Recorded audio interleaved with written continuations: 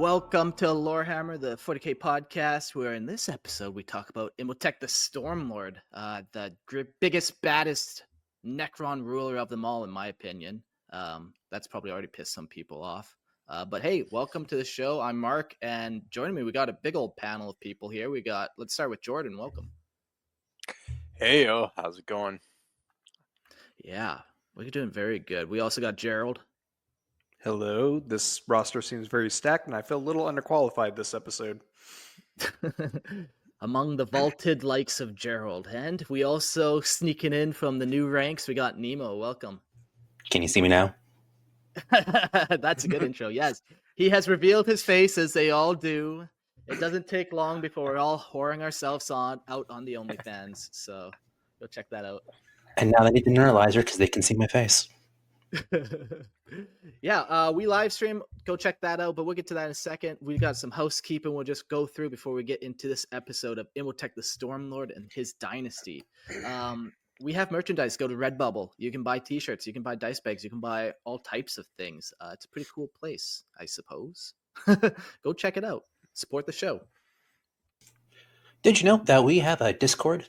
You know, on that Discord, I had an interesting thing happen to me. I found the Ecclesiarch Grimaldus, and I brought him home, and he's in my basement. You can't have him back. But in more seriousness, sometimes a meetup happens if someone's in your general region. It's pretty nice. We got a voice chat on there. We've got all kinds of really nice stuff. Sometimes giveaways. It's fun. You should join us. Yeah, that's pretty cool that you guys kind of just met up through the Discord. Nice. I don't know if that happens very often. I know that it's happened a couple times, but it's a rare love story. You think I should take him for a walk? He's still down there. No, as long as he's got a laptop and access to the Discord, he's fine, I think. Just look at Lorehammer just bringing everybody together, just like the Clue. Yeah. I don't know. I don't know about those guys on the Discord. Not sure. Not sure. They're always hitting on Jordan. I was gonna say, if you think that's bad, check out the Grimlord Discord. Good grief. Good grief. Remember, it can always get more grimdark. Again, I'm infamous for inviting people over to my garage off the internet, so I love it. I think that's how you make the best friendships. They either end horribly, where somebody's like threatening you with a knife, or you're rolling dice with them to this day. Maybe a little bit of both. Maybe sometimes. Maybe the knives are balancing dice. But on top of joining the Discord, you could also help us out by joining the Patreon. For $2.50, you can get access to ad-free versions of the Spotify. And then for $5, you can get access to the live stream. We always take call-in guests. That's always a lot of fun. You get to see our lovely faces, even though I don't know why Mark keeps inviting me back on here to show my face. So that's beside the point. So come join the Patreon. You get a lot of fun stuff. You help out a good show. It's a great time. Yeah, and hey, you stole my thunder. I was going to talk about the live stream, but yeah, you guys can join the live stream, and as usual, I drink some whiskey and I discuss Warhammer, so you can crack a cold one open or whatever your preferred accoutrement might be, and join us. It's fun, man. It's fun, and you can be a call-in guest at the end of the show. Yeah, I can love the call-ins. All right, so we're ready. I know that the room is full of Necron fanboys. The screen is overtaken by Necron artwork right now. Let's go around. What do you guys all know? Your one-sentence teaser about Imotekh. We'll start with Gerald. Imotekh? Totally not an Imhotep ripoff from The Mummy. Pretty badass until Zarek decided he wanted to come back and unite the Necron race. So he is basically the archetypical Necron, and yeah, that's all I got to say for right now. Nice. Yeah, he's a pretty sweet character.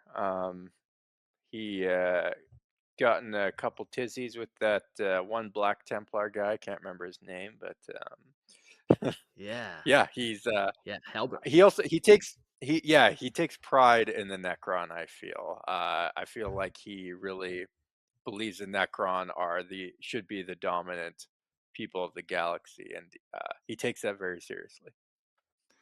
Yeah, I like that kind of mindset or that word of archetype, and even the way you kind of described it in a different way. But yeah, archetype character. He's proud of the Necron. That's what he's all about. Well, Mhm. his name's also very short. As far as I know, I don't think he has too many major titles other than Stormlord and the ones that are immediate local to his dynasty. And if memory serves for Necrons, that means he's not a fucking poser. What, the more 'Cause- titles you have, the more of a poser you are, or what? Well, the short titles tend to be from either the War in Heaven or before, from Necron Society, a Necron tier society. So the fact that I don't think he has all that many titles means that even the Necrons know he's a badass. Okay. Yeah. No, he's a super cool character. As was kind of mentioned, the big interesting plot point I found when going through the notes was what happens. We always talk about what happens now once the Silent King has returned. Imotekh was the big bad on the block for many of our human years. I'm thinking about in universe, it probably wasn't that long that he was awakened before the Silent King came back, but he was the big bad for a hot second. So it's an interesting dynamic. We'll talk about a lot about that at the end of the episode. But yeah, let's dive into it. This is my best Necron voice here for you. Order, unity, obedience. We taught the galaxy these things long ago, and we will do so again. And that is the Stormlord. Yep, you can join the Patreon to support my voice acting. I will also be doing that alongside my reading. So, yeah. Imotekh, revered Very as nice. Imotekh the Stormlord, or simply the Stormlord, stands as the indomitable Phaeron of the Sautekh Dynasty, a being whose power and accomplishments place him among the most formidable Necron overlords to stalk the galaxy in the 41st millennium. From his Iron Throne, Imotekh commands a vast and relentless Necron Empire, encompassing 80 tomb worlds. His conquests are a testament to his unparalleled strategic brilliance and unyielding pride, traits that have forged his legends in the fires of countless campaigns. With methodical precision, he has orchestrated devastating wars that have swept across entire sectors, systematically dismantling the resistance of the galaxy's lesser sentient races to expand the reach of his eternal dynasty. Yeah, right off the bat, he's put in this category of he has a huge empire, really. 82 worlds, that has to be bigger than the Tower Empire. Have you guys ever looked at the map of the Necron and the actual territory layout and seen how big his dynasty actually is? Mm-hmm. This is where your Tau fanboys tell you that it's not about what you do with it. No, wait, it is about what you do with it. It's not the size that counts. It's about how much of the galaxy have you reclaimed because of all these little primitive races that are on your collective lawn. Now get the fuck off of it. No, you can stay on it. You just gotta worship. I think that's the good. Yeah. You got a problem when the Factor or guy's something. lawnmower. Oh, sorry. Oh, you got a problem when the guy's lawnmower starts glowing green.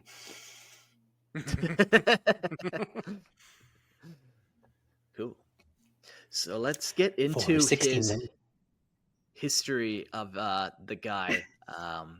Who is he? How did he came to be? Why is he so prominent?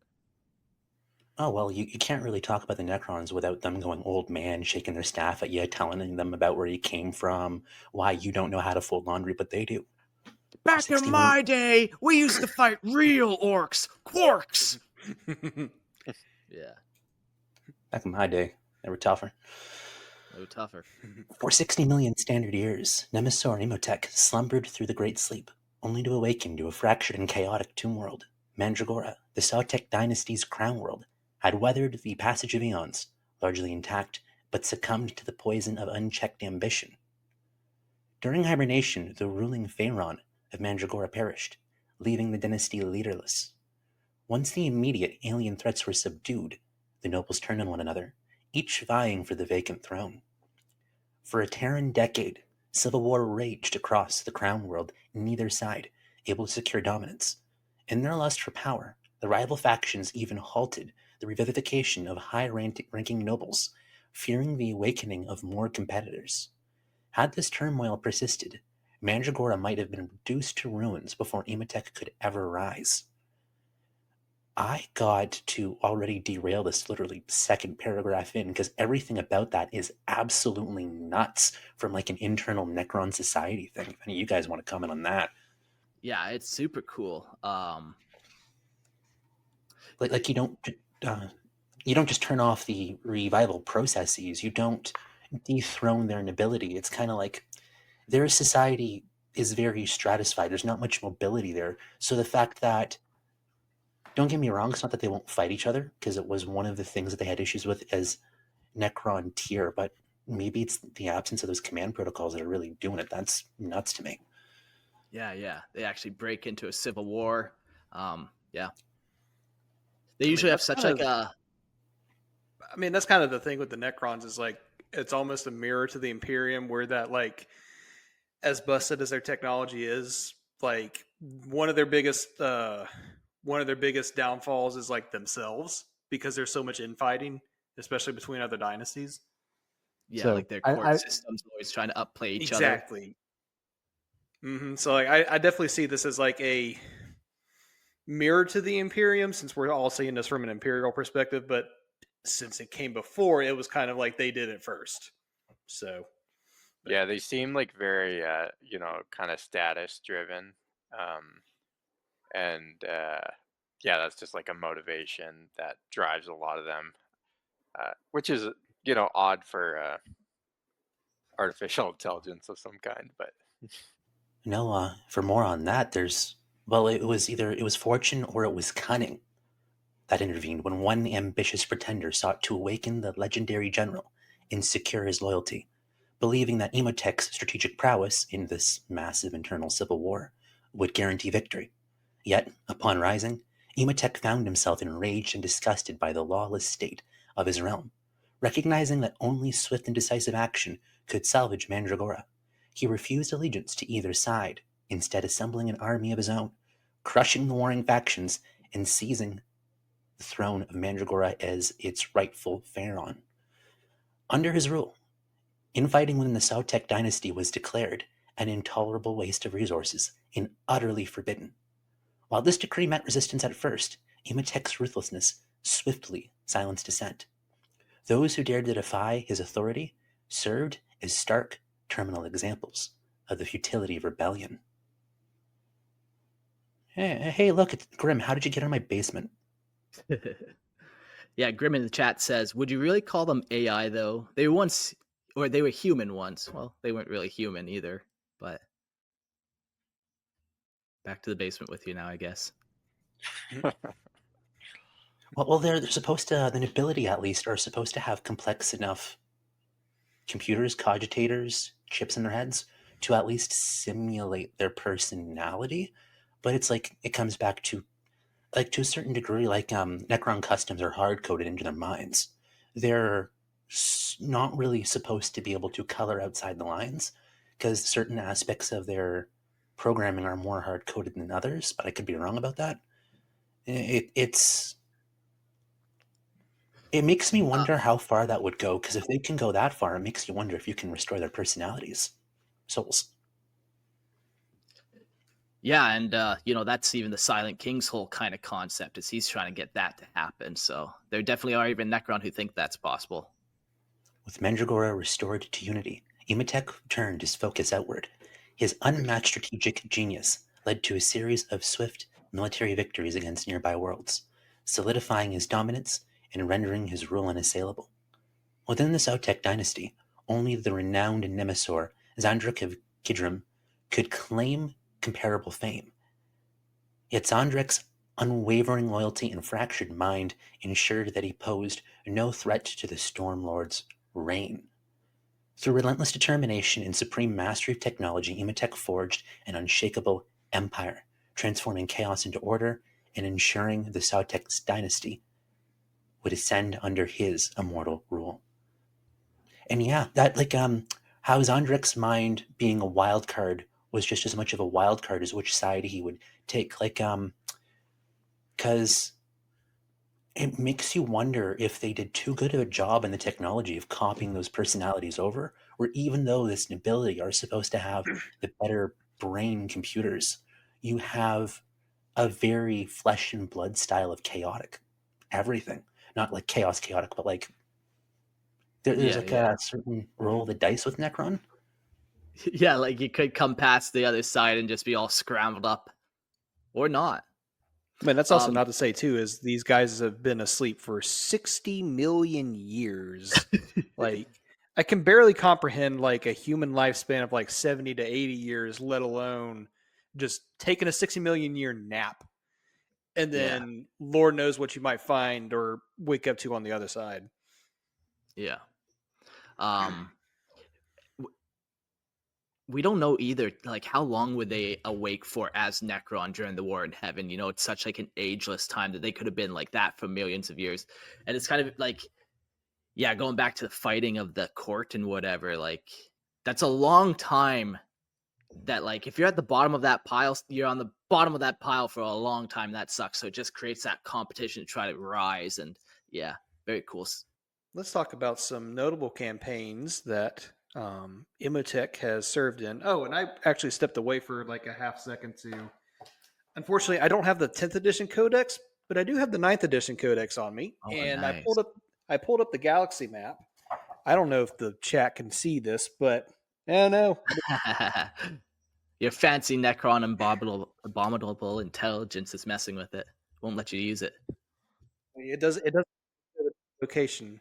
It doesn't want me to show the true location of the Sautekh Dynasty, but there's like a massive Mind chunk curbs. on the eastern part of the galaxy that is just the Sautekh Dynasty. And the only other one that kind of rivals it in size is the Charn. Hold on. I gotta go back to that page. The Charnavok Dynasty is like close to it in size. So interesting. I haven't heard of that one before, but cool. It's one of those very little spoken about ones. Okay. But anyways, you see on tabletop too how prominent they are. Like, we've named a couple models that actually exist on tabletop. Like, obviously Imotekh exists. Xandric also exists, and I think Xandric has a bodyguard that exists as well, I believe, for a model. And then there's one other a cryptic that we'll eventually talk to as well. So even on tabletop, they got a lot of named characters going on for this one dynasty.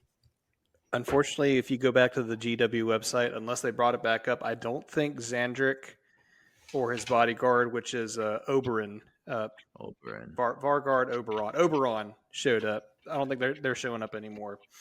But Imotekh got a model update, and so did Orican, the Diviner. Yeah, they look pretty sick. So yeah, if ever there's a model to stay true to its original like design, I was looking at the side by side today of the old and the new, and it's basically the exact same except just taller and a little crisper detail. But you know, he was good in the first place, so. If it ain't broke, don't fix it. Yeah, exactly, man. He looks super cool. I see a bunch of people model all the lightning kind of arcing off him, but we'll get to why that will happen later on. If anybody goes on Instagram, El Miniaturista is fantastic with lightning effects and OSL, and he's just like a master class in just like how do you do that to your minis. It's fantastic. So give him a look whenever you're done listening to us. So, all right, some notable campaigns. 781 M41. After long years of preparation, Imotekh the Stormlord assumes control on the crown world of Mandragora and begins his conquest of the galaxy. As you do. 798 M41. The Siege of Salmanor.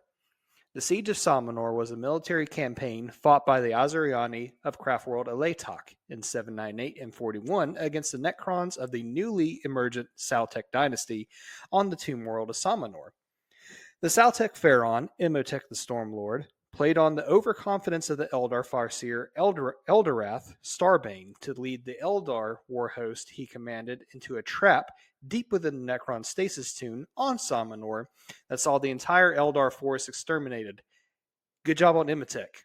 That's a few thousand less Eldar we have to worry about. As a reminder of the humiliating defeat, Imotekh amputated Starbane's right hand, but allowed the Farseer to live so that he could take the news of his defeat back to Imotekh. The Seer Council of Imotekh promptly began planning for a major assault on the heart of the Sautekh Dynasty in response. So right out the gate, Imotekh just not completely destroys, but royally fucks up a craft world, and then proceeds to humiliate their fire seer. Pretty based. Pretty Yeah, based. they're ancient enemies, so anytime that can happen, yeah. Well, you know the guy's a badass when the very first thing he does is Yeah. literally kick the Mhm. ass of the telepath that can see the future and the 9, horse 10, he rode and in on. 41.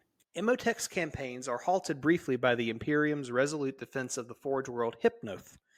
The Imperial Guard and Space Marine reinforcements flood into the battle zone, and though they cannot achieve a lasting victory, they succeed in tying down the Necron assault for several months. Encouraged by the prophecies of the Astromancer, Auric, and the Diviner, Imotekh finally breaks the stalemate by launching a series of attacks on Hypnoth supply worlds of Praetus, Zeta, and Nyx. The first two raids performed entirely as expected, with the worlds laid to waste and their vital supplies destroyed or claimed by Sautekh forces. However, an unforeseen Tyranid infestation on Nyx wreaks havoc among the Necron forces and threatens to completely derail Imotech's entire campaign. Nevertheless, Imotekh rises to the challenge, weaving a strategy that manipulates the Tyranid swarm into venting its fury on the remaining Imperial defenders. With both sides thus distracted, Imotekh is able to extricate his remaining forces. 9/11 M41. Sautekh Cryptechs succeed in introducing a mechanophage into the defense systems of the Forge world Hypnoth, reducing its formidably armed bastions to helpless ferrocrete shells. Despite a valorous defense by the Flesh Terrors and Iron Hand Space Marines, Hypnoth is conquered by the Necrons within days. So the Necrons just bring the hate when they wake up, eh?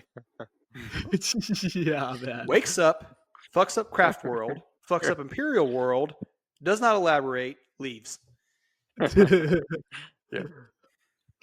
He's building quite the record for himself of wins too, and we're now 4-0. Wherever he shows up, he just dominates. Absolutely. All right, let's continue on his warpath here. So at 9:30 M41, Battle of Schrödinger 7. The forces of the infamous Necron overlord Imotekh the Stormlord, Phaeron of the powerful Sautekh Dynasty, descended upon the frozen plains of the imperial ice world of Schrödinger 7. The Necrons drove the local defenders to the shelter of the labyrinthian cryonite mines, but were unable to prevent the planet's astropathic choir from dispatching a distress hymn. A counterattack swiftly arrived in the form of Black Templar strike force under the command of Marshal Helbrecht. Imotekh was not caught by surprise so easily, and had already shifted his undying Necron armies into a formidable defensive configuration. Helbrecht led the assault, intending as a crippling alpha strike, but was instead blunted by a series of impeccably planned Necron ambushes on the Space Marines' drop pod and Thunderhawk drop zones. As the frozen caverns echoed to the roar of explosions, scores of Black Templars and Necrons alike were hurled into rivers of molten cryonite. Eventually, Imotekh and Helbrecht met in single combat atop the stalactite-heavy span of an ice bridge. In the battle that followed, Helbrecht, driven by zeal and hatred of the Xenos, dealt Imotekh a dozen ruinous blows. But each time the Phaeron's living necrodermis was able to quickly repair in a matter of seconds. Despite being the better swordsman, Helbrecht failed to land a truly crippling blow on his opponent, and as the duel drew on, the Marshal finally collapsed under the assault of the Necron overlord, blood flowing from a score of serious wounds. However, instead of finishing off his opponent, Imotekh brought his war scythe down and merely severed Helbrecht's right hand to remind the Marshal of his much-deserved defeat. Helbrecht roared in fury and pain as Imotekh pitched him off the ice bridge to the frigid cavern floor far below.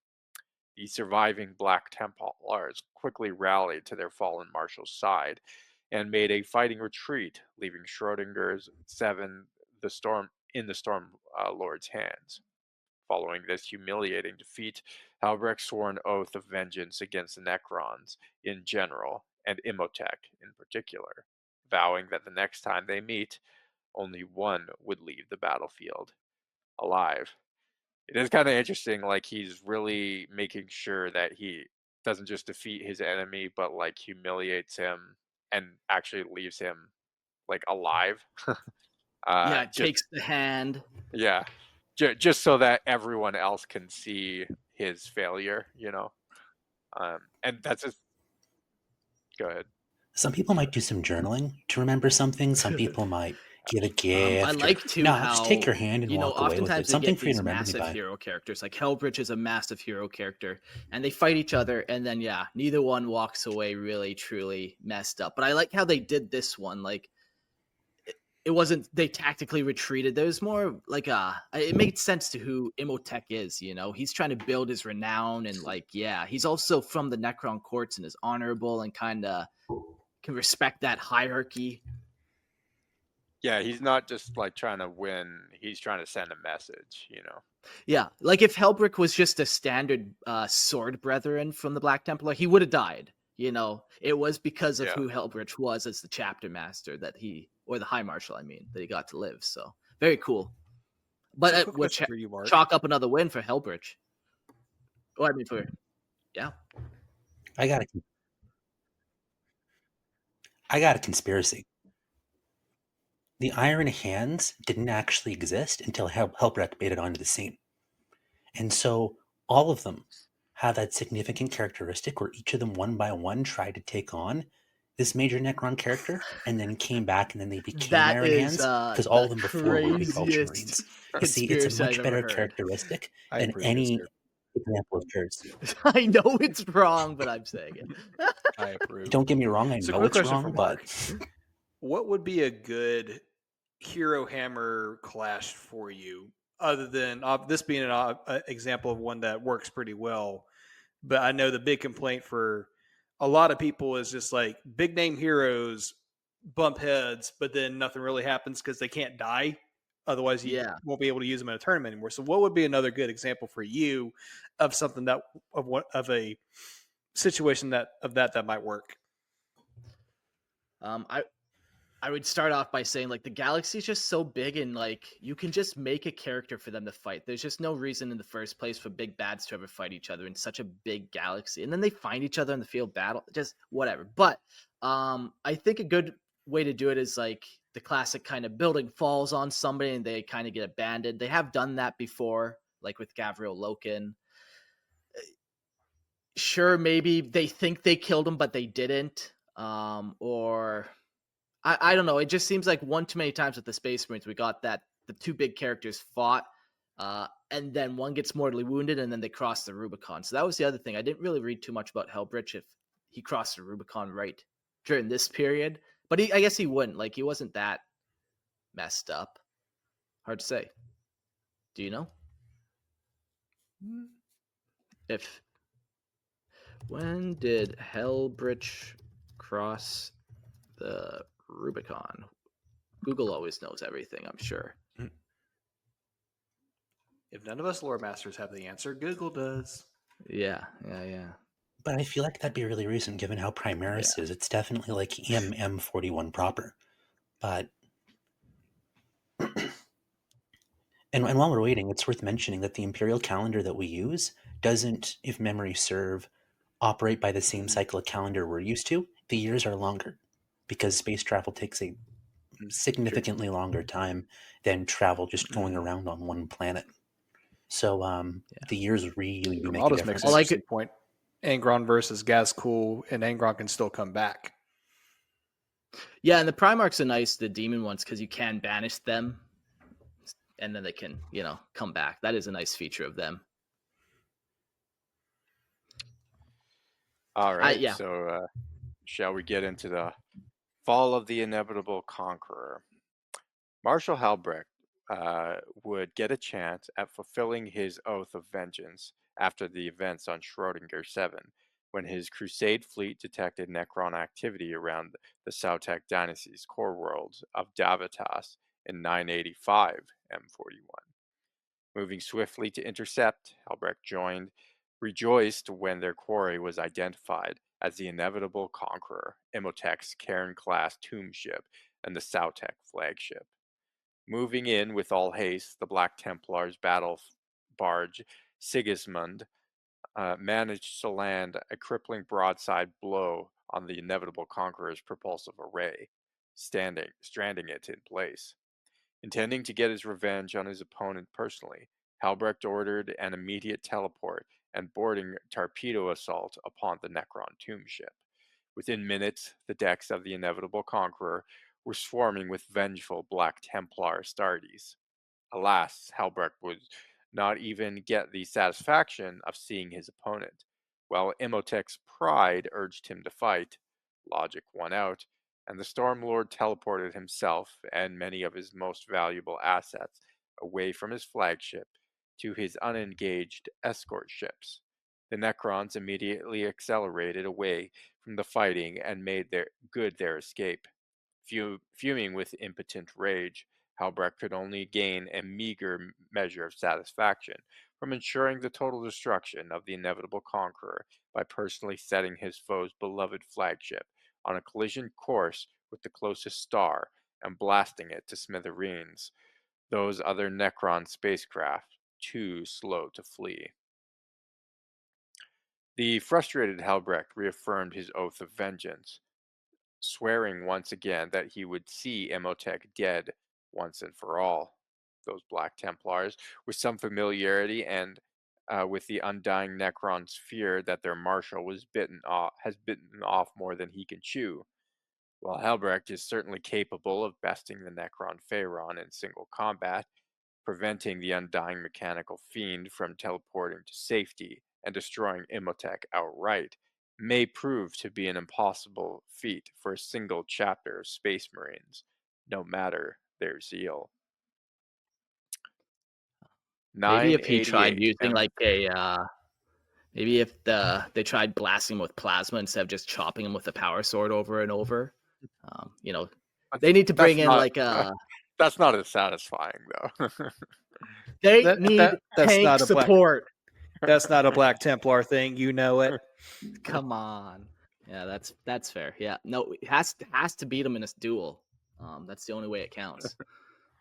You could make it interesting that the Black Templar is 8-8. about to win, but it only gets a successful. What's Khorne's number again? Is it 8? Every 8th strike, he has the chance to make it land, but he feels like the Cornish influence on the corner of his mind, and it's the only way he can win. That I wouldn't mind seeing just to make it interesting, because I don't really think we see too many Black Templars getting tempted by chaos. Yeah. Did you just suggest that High Marshal Helbrecht fall to chaos? How the? Oh, how dare only you. tonight. If you're great in 40K, you get noticed by the chaotic pantheon and the greater demons. And but to add he's definitely on their radar. bringing in some tank support. Get those fake Iron Hands that are actually weak Ultramarines that Nemo suggested, whatever, and bring in a waves of repulsors and whatnot. Yeah. Wow. Tactics 101, brought to you by Gerald and Nemo. Phenomenal. All right, the Battle of Veloth 4.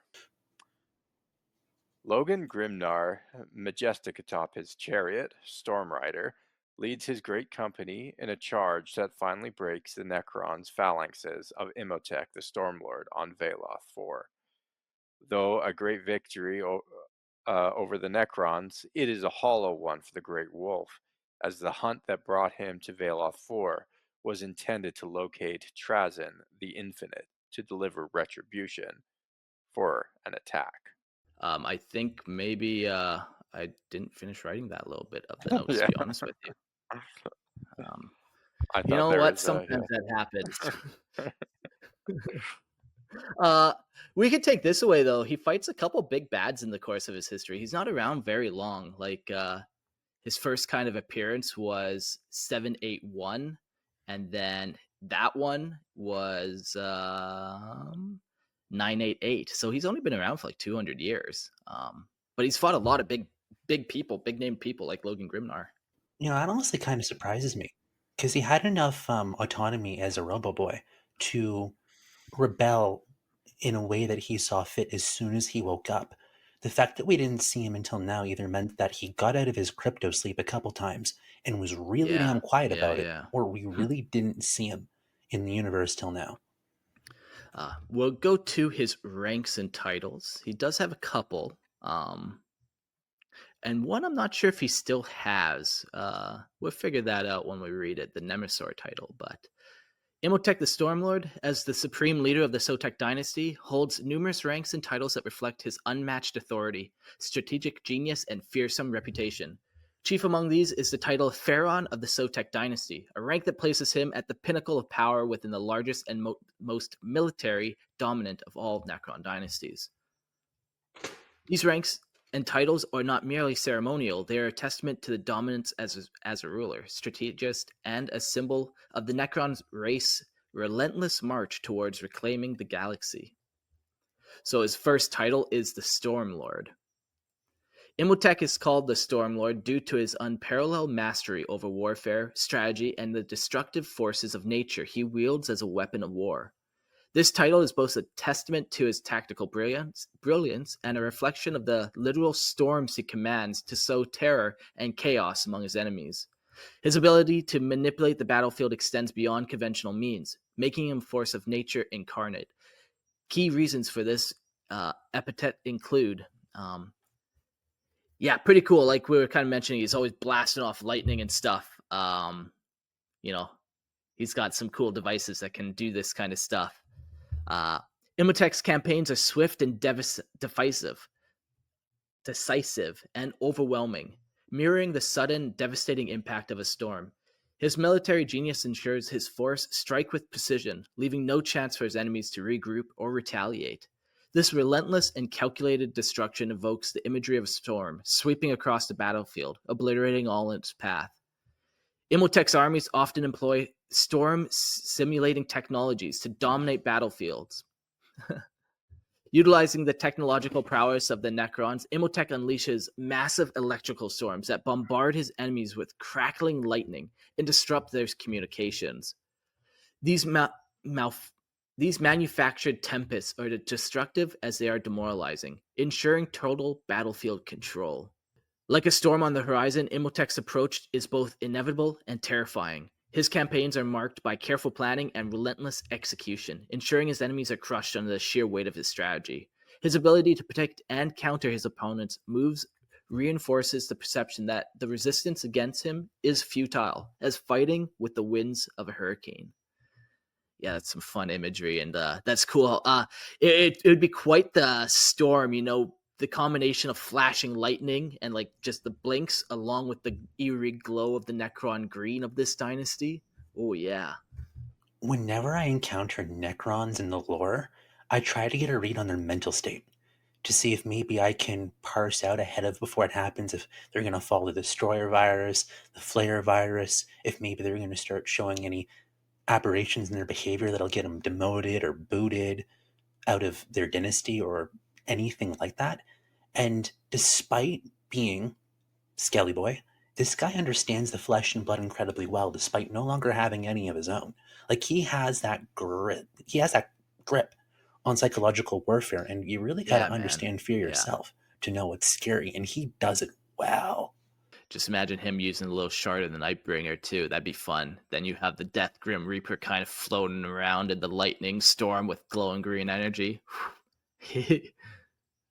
Imotekh leads the Sautekh Dynasty, the most powerful and expansive dynasty.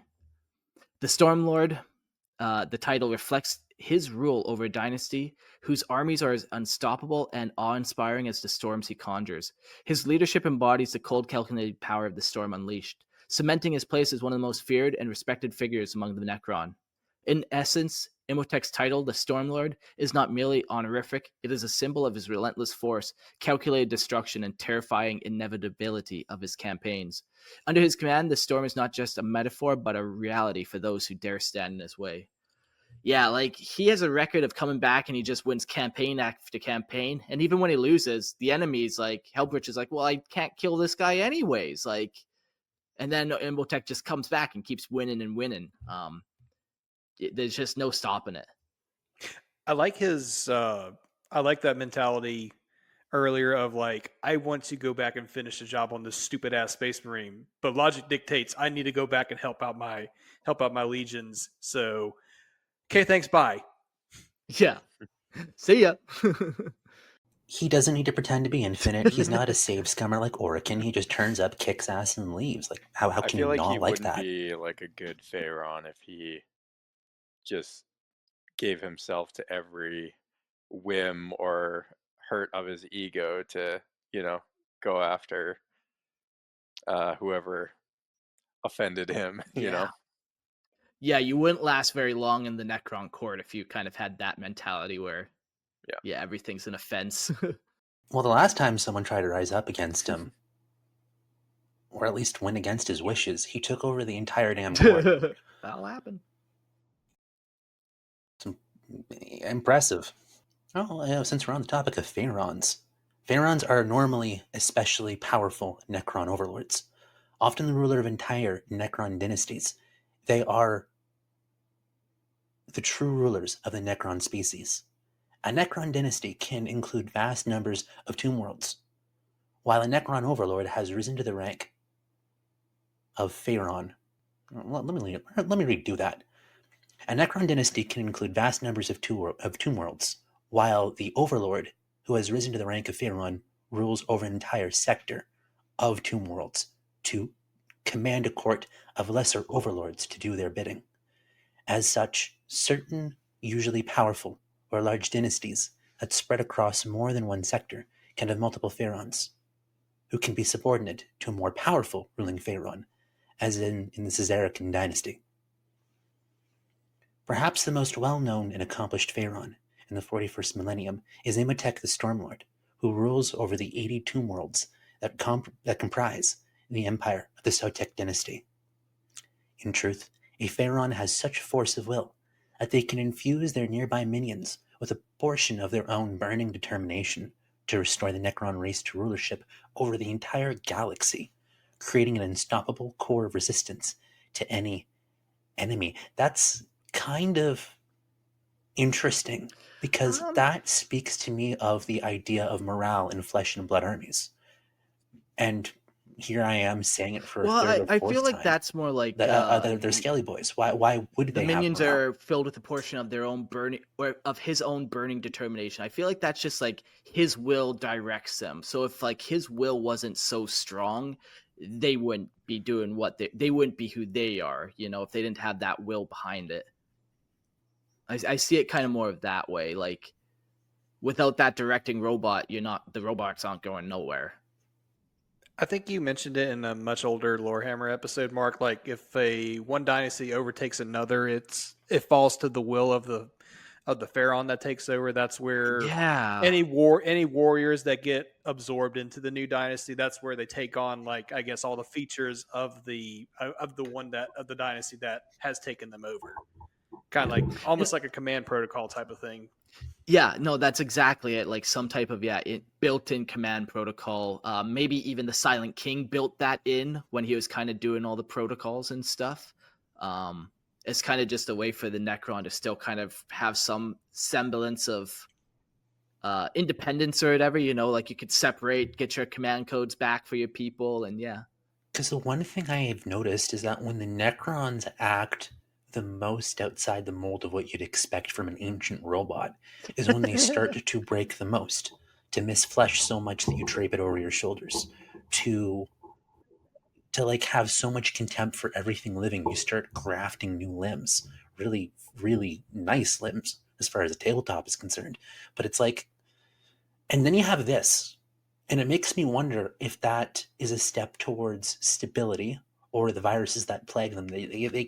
It's like they went from being a race that was afflicted by disgusting amounts of solar radiation, and now they have sicknesses again, but they're not of the flesh. It's like the deceiver goes, and it's like, here's your deal with the devil, and then the monkey paws closed, and now you have the viruses that we know about going and doing things, and you have abilities like this where it makes me wonder how soulless they really are, if they really Yeah, munch the like whole soul well, like away in here's an interesting biotransference. thought. Like I we should do know actually. there are objects that can I'm- contain souls. Obviously, Eldar have spirit stones. There are many types of things like that. So yeah, who's to say that some part of the necrodermis itself, it has many almost magical abilities. You know, maybe it can hold on to just that little tiny timbit of it. You know, of that flicker of independence, flicker of a soul, um, flicker of thought outside of programming. They used necrodermis to capture the star gods before biotransference happened, or at least it was part of the construct that gave the Titan the shell to. It's like I'm on the conspiracy go today. This one actually I like. The first two were like laughable, but this one I kind of like. Yeah, you're right, because yeah, they totally put the star god's kind of essence, and you know, you would imagine its essence also contains its soul, and they put that in the necrodermis, and yeah, they were still able to act and do things and even trick the Necron and all that kind of stuff. So very interesting to kind of think. Yeah, I've never thought of that maybe there actually is a tiny piece of their soul still in that necrodermis, able to hold on. Now let me pose this then. Because of the biotransference, technically their souls were eaten by the Satan, and then, like what Nima said at the beginning of this episode, that whatever remains was like basically what amounts to like an AI simulation of their personality, at least for the royalty in the Necron court. But since the Satan are still around, albeit imprisoned, and it's almost impossible to actually destroy one, what's to say they can't maybe somehow extract what was their soul from the Satan that had eaten them? I see, like go back into the Satan and take their souls back. Yeah. Yeah, that'd be like quite the like tree of Satans, where it's like, okay, this Satan sharded all these ways. I think he ate it over here, and you try to find the fucking shard of where your soul is. Yikes. Well, the Catan are dicks, and I hope most of us can agree on that. And it's like, it wouldn't surprise me if they, like, there wasn't exactly a shortage of Necron souls, millions of them, billions of them, going into the furnace. What if they just left deliberately a fragment, or it's enough to taunt them?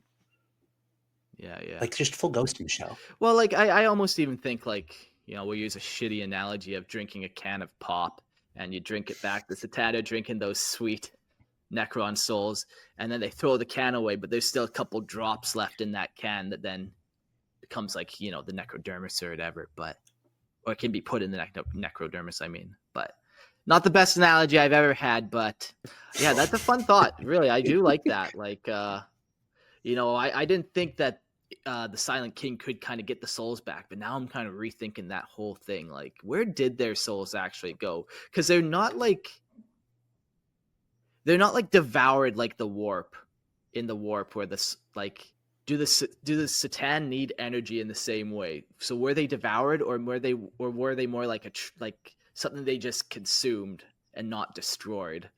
Very interesting. You know, for the psychic bullshit, we know that emotions are a source of energy into themselves.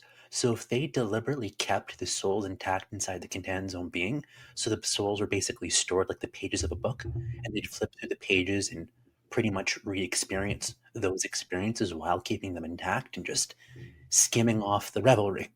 For at least most of the souls, there would be theoretically something to go get, but there's absolutely no basis for that.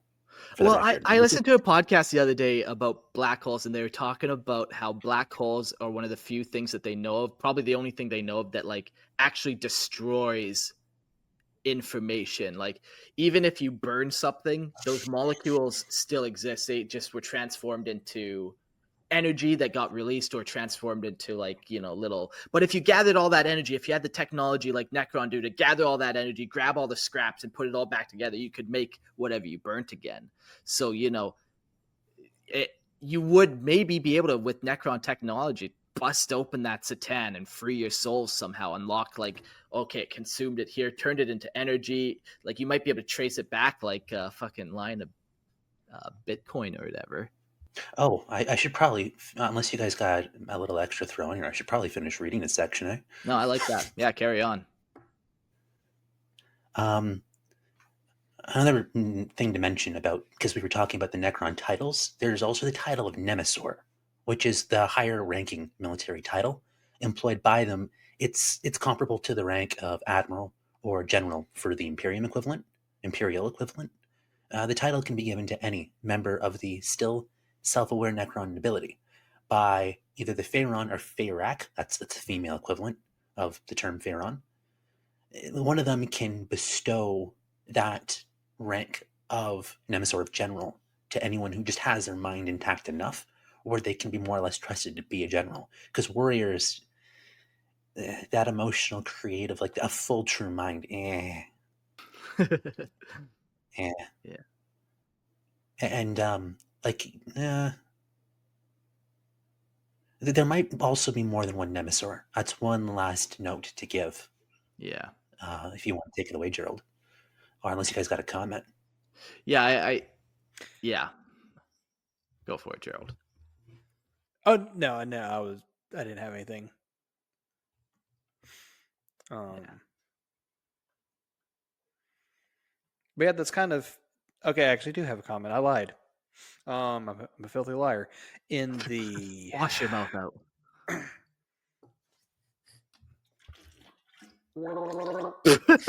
There you go. Nice, yeah. Wow. So I think it's Battlefleet Gothic. I never actually played it myself, but I saw a few cutscenes from the Necron campaign.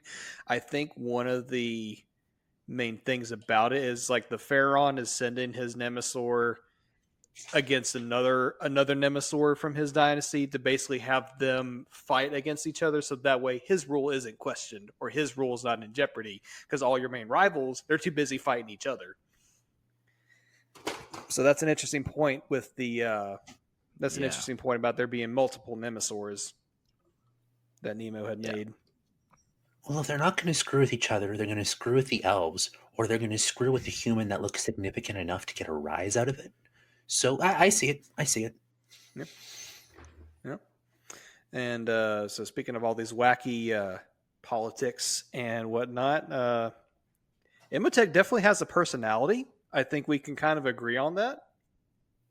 So personality. Yeah, like you'd almost define like a personality, like what do you do in situations? And we know what he does. He will maim a Space Marine commander and leave. That's kind of what he likes to do, embarrass somebody and leave. Wakes up, fucks shit up, refuses to elaborate, leaves. Yep. Like a boss. Imotekh the Stormlord is an unparalleled grand strategist, a master of warfare whose genius spans not only across battlefields but entire star systems and sectors. His campaigns are intricate webs of deception, meticulously planned and executed with precision that transcends mortal comprehension. Every assault, whether a full-scale invasion or a seemingly minor raid, is a calculated maneuver designed to disorient, misdirect, and dismantle his foes. To the untrained eye, it is impossible to determine if a strike is the main thrust of his strategy or a feint meant to bleed reinforcements from a battle yet to come. Every move in Imotech's campaign is crafted to force his enemies into impossible choices. The foe must either sacrifice their forces in futile defense or commit reinforcements into traps already laid. Imotech's strategies are not static but living constructs, evolving through contingencies and counter strategies that activate with machine-like precision when conditions are met. His plans are layers upon layers of probabilistic calculation, logic, and an unnerving understanding of his enemy's psyche. To outsiders, his methods appear almost mystical. How else could one so perfectly anticipate the unseen? Yet no sorcery guides the Stormlord, only the relentless application of intellect, probability, and strategic insight. Imotech's brilliance is so absolute that to counter him, an enemy must abandon logic entirely, a feat few are capable of achieving. Among the galaxy's countless adversaries, only the anarchic orcs, whose chaotic nature defies reason, frustrate his plans. This order drives Imotekh to loathe the greenskins above all other life, for their unpredictable tactics rarely allow for the decisive and lasting victories he seeks. Yet Imotekh is unyielding in his mission. The orcs must be eradicated, for only through the annihilation of all lesser beings can the Necron ascendancy be restored. I find it kind of, One interesting point when we were talking about the Necrons getting their souls back and possibly trying to get their bodies back is I think Imotekh was one of the ones that doesn't want that to happen because he is so proud of his immortal body. Like, why would he want to go back into a mortal body that can die? Yeah, exactly. Yeah, him So- and we'll get more into it later about the return of the Silent King, and that's their kind of big tiff. Mm-hmm. So do you think that's an emotional answer or a logical robot boy answer? For wanting to keep his necrodermis body, you mean?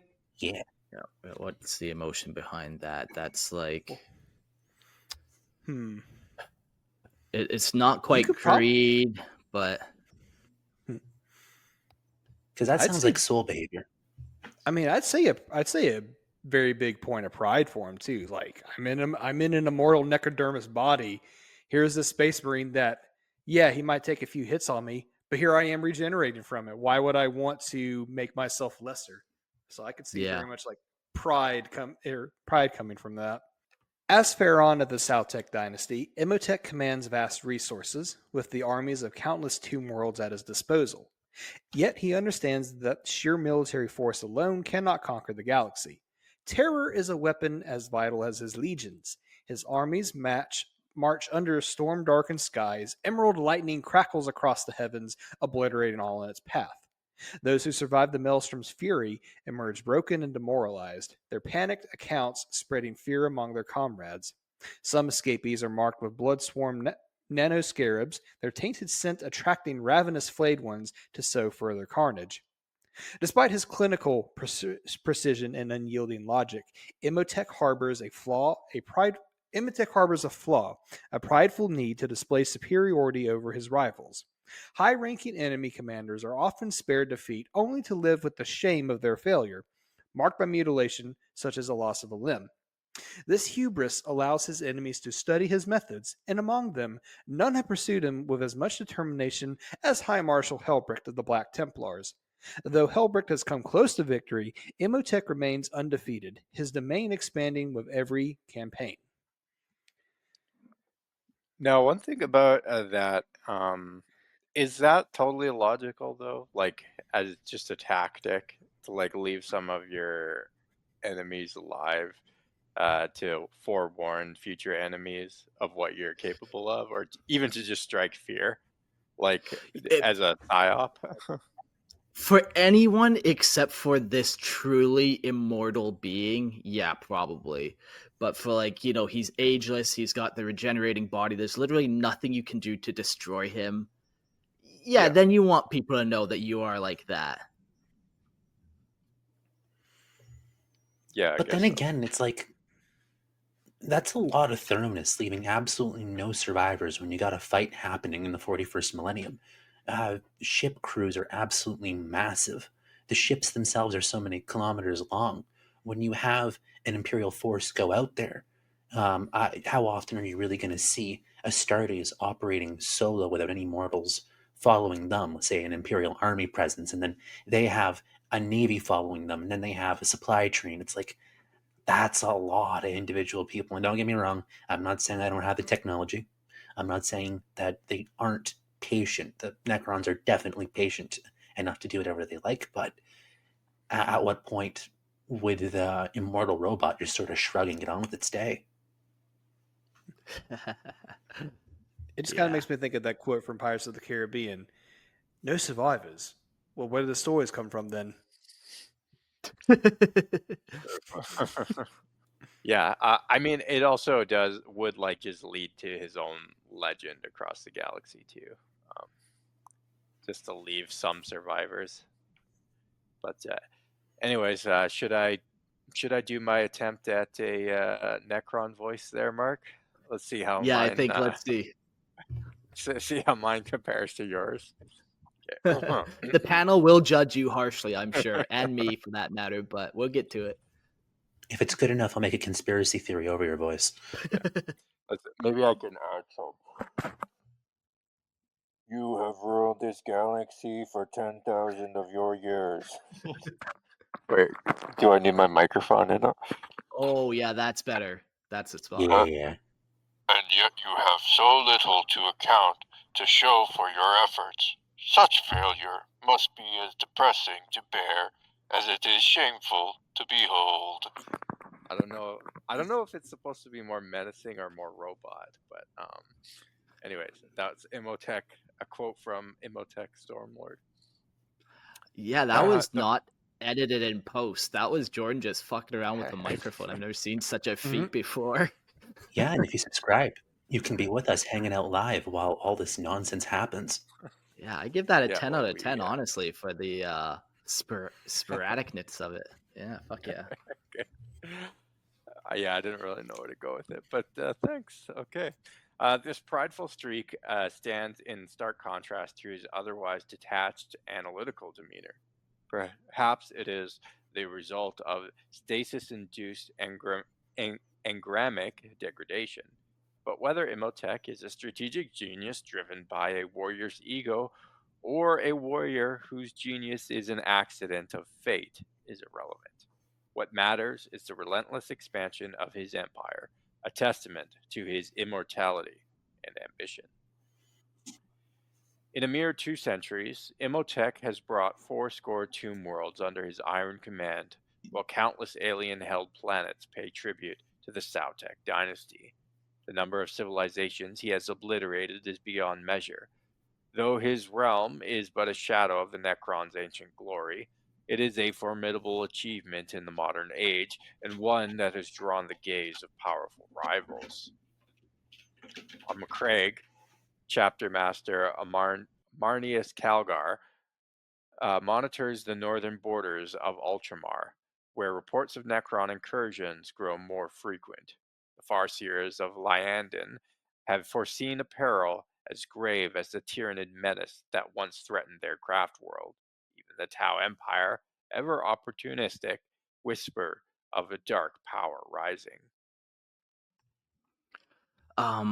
Yeah, we talked about it on the last episode, how really the only 2 galactic players are the Necron and the Tyranids. And, the Necron aren't fully united, but they could be. And everyone around is starting to get very nervous what's happening. Yeah, you don't think the Imperium is a galactic player? No, I meant like more Murnius Calgar and his like 500 worlds. Which Oh, okay. yeah. Gotcha. It is inevitable that the Sautekh Dynasty will clash with these powers, and as Imotekh's empire grows, the storm clouds gather. Should he face multiple realms in concert, his unparalleled genius will face its ultimate test. Yet to underestimate the Stormlord is folly, for even in the face of impossible odds, Imotekh remains the immortal architect of annihilation, unyielding in his quest to see the galaxy cleansed of all lesser life. Stupid lesser life. Yeah. Gum on my shoe. Did you already do biotransference, Jordan? Because you're doing it too damn well. Maybe. Who's to say? Let's dive into his war gear. The Necrodermis is his first big piece of war gear. It's who he is as a person.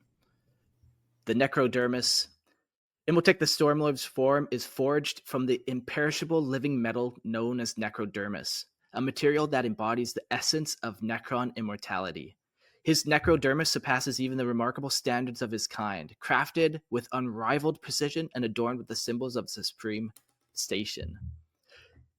This self-repairing substance is a testament to the Necron supremacy, enabling Imotekh to recover from even the most catastrophic damage in moments, ensuring his presence on the battlefield remains unbroken and unyielding. The Staff of the Destroyer. It is a relic of unparalleled significance, a weapon as ancient as the Sautekh Dynasty itself. First wielded by the dynasty's founder, Zehet, this magnificent staff has passed through the hands of each of his successors, embodying both authority and annihilation. While its intricate design marks it as the symbol of Imotech's exalted rank, its true power lies in its ability to unleash searing beams of pan-dimensional energy. So this will turn you something type of extra dimension. Perfect. I sometimes read those and never understand what that means, but it's a fun weapon. It will do something shitty to you for sure. These devastating blasts are capable of obliterating even the most resilient adversaries, though the potent demands of brief recharge, offering the fleeting respite to those who oppose the Stormlord. It's kind of cool. The one thing I'm really picking up on this episode is how the Stormlord, how Imotekh isn't. He's new on the scene relatively. Like he woke up and then he took over his dynasty. He wasn't from back in the ancient bloodline, and even this weapon, like it wasn't his weapon. He got this when he became the Phaeron. Like who knows what he was using before. Yeah. The Gauntlet of Fire. It is a marvel of Necron engineering, an armored vambrace that channels crackling streams of emerald flame. Controlled by the mechadermal filaments, it offers the wielder precision that mirrors the movements of its own hand. Imotekh wields the gauntlet as both a ranged and melee weapon, capable of projecting torrents of viridin fire that consumes all in their path and ignites foes in close combat with precision strikes that leaves them ablaze. That's so fun. Just punches them and sets them on fire. This weapon exemplifies the Stormlord's capacity for relentless and calculated destruction. Fucking cool. He's got a phase shifter. A phase shifter is a masterpiece of interdimensional Necron technology. Cloaks its bearer in ethereal flicking haze that renders him impervious to attacks. By phasing in and out of existence across dimensions, this device ensures that even most devastating blows and projectiles pass harmlessly through Imotech's form. This defensive tool epitomizes the strategic brilliance of Necron science, frustrating enemies who must contend with an untouchable adversary. Yeah, like you definitely want to get that out there and let people know that, like, man, even when I hit him, he still was there. This is like, I mean, it's actually sweet. It's a sweet idea or concept for, a piece of weaponry or armor. I guess it would more fit in it's a defensive tool. So, but is it also just like too much? Like it basically makes you invincible, more or less. Like, can you use this on tabletop? Does he have like a phase shifter? Yeah, and it gives him like a invulnerable save of I think it was like 4 up.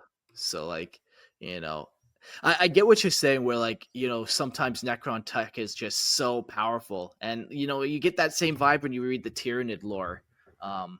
Like, how do you really go against this guy? So if he shows up on the battlefield, in theory, he could just kill your entire army in the lore. I guess all you could say is thank the Emperor. He can only be in one planet at a time. Yeah. I mean, I do like conceptually, I think it's like a cool idea, like the way the tech works. But it does seem like completely unfair to anyone going against the guy. That is the Necron way. Unfair if you fight them. Yeah. That's why tabletop balance is a thing that exists, unfortunately. Or fortunately, depending on who you are. Yeah. Well, if you're a Custodes, you can make sure you'll always win, because that's exactly how the tabletop works. So they don't even have to actually win the battle. If a Custodes shows up, the Imperium just writes it off as a win anyways. Imperial victory, I declare. Every time, all the time. Imperial propaganda, more like it. Up next, we'll talk about this word sounds sexual to me, and what do you guys weigh in? Phylactery. Do you think that's a sex organ sounding type device, or just? So, if you want to discuss the history of phylacteries, I was just gonna say it sounds like olfactory, but you go ahead, Nemo. Oh well, one's from fantasy, like things like Dungeons and Dragons, where they'll have a lich and it's where they keep their soul, and you gotta find it and break it so you can kill them one last time. And then there's also with the Jewish religion, you know, the little square hat they wear on their heads, Like the little yarmulke? tiny hat. yarmulke. No, this is something different. It's like a black cube on a Oh, strap, and they put it on their heads. not Um, sure. uh, One of the specific ones do that, and what they do is they take a bunch of prayers, they write them out on paper. I see. Oh yeah, I just googled a picture and now I know exactly what you're talking about. I've seen that. Yeah, like and it's if memory serves, they believe that it offers a certain level of protection, Okay. and it's like a psychic focus from a 40k sense, but within the context of their religion, because there are within Judaism there is a occult aspect of it where they believe some really interesting things, both inside of the sense of not just philosophy but human psychology, and then next to that there's a very genuinely occult thing going on there. I'll save the tangent, but Yeah. Well, the phylactery is very similar to that little black box. It's a hidden in plain sight as a small scarab-like cylinder.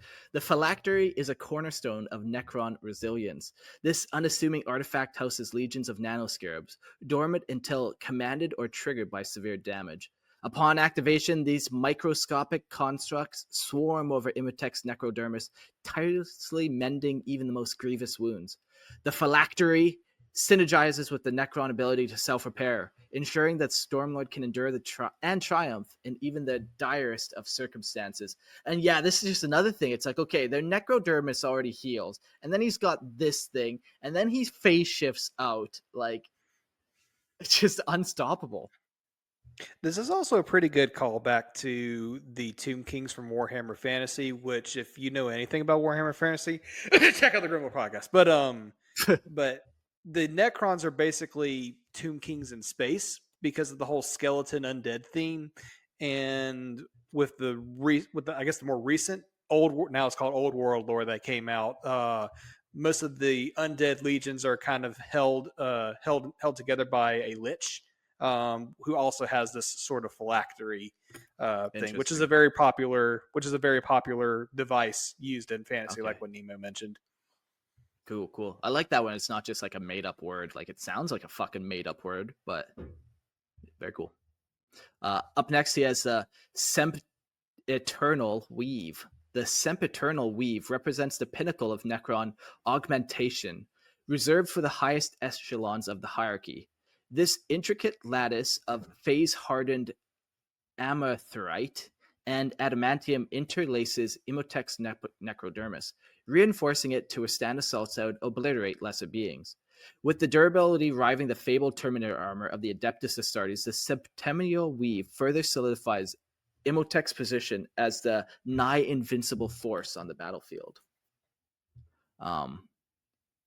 That's like a very fancy way to say he's wearing a cape made of metal, essentially. That's his fancy interlocking cape.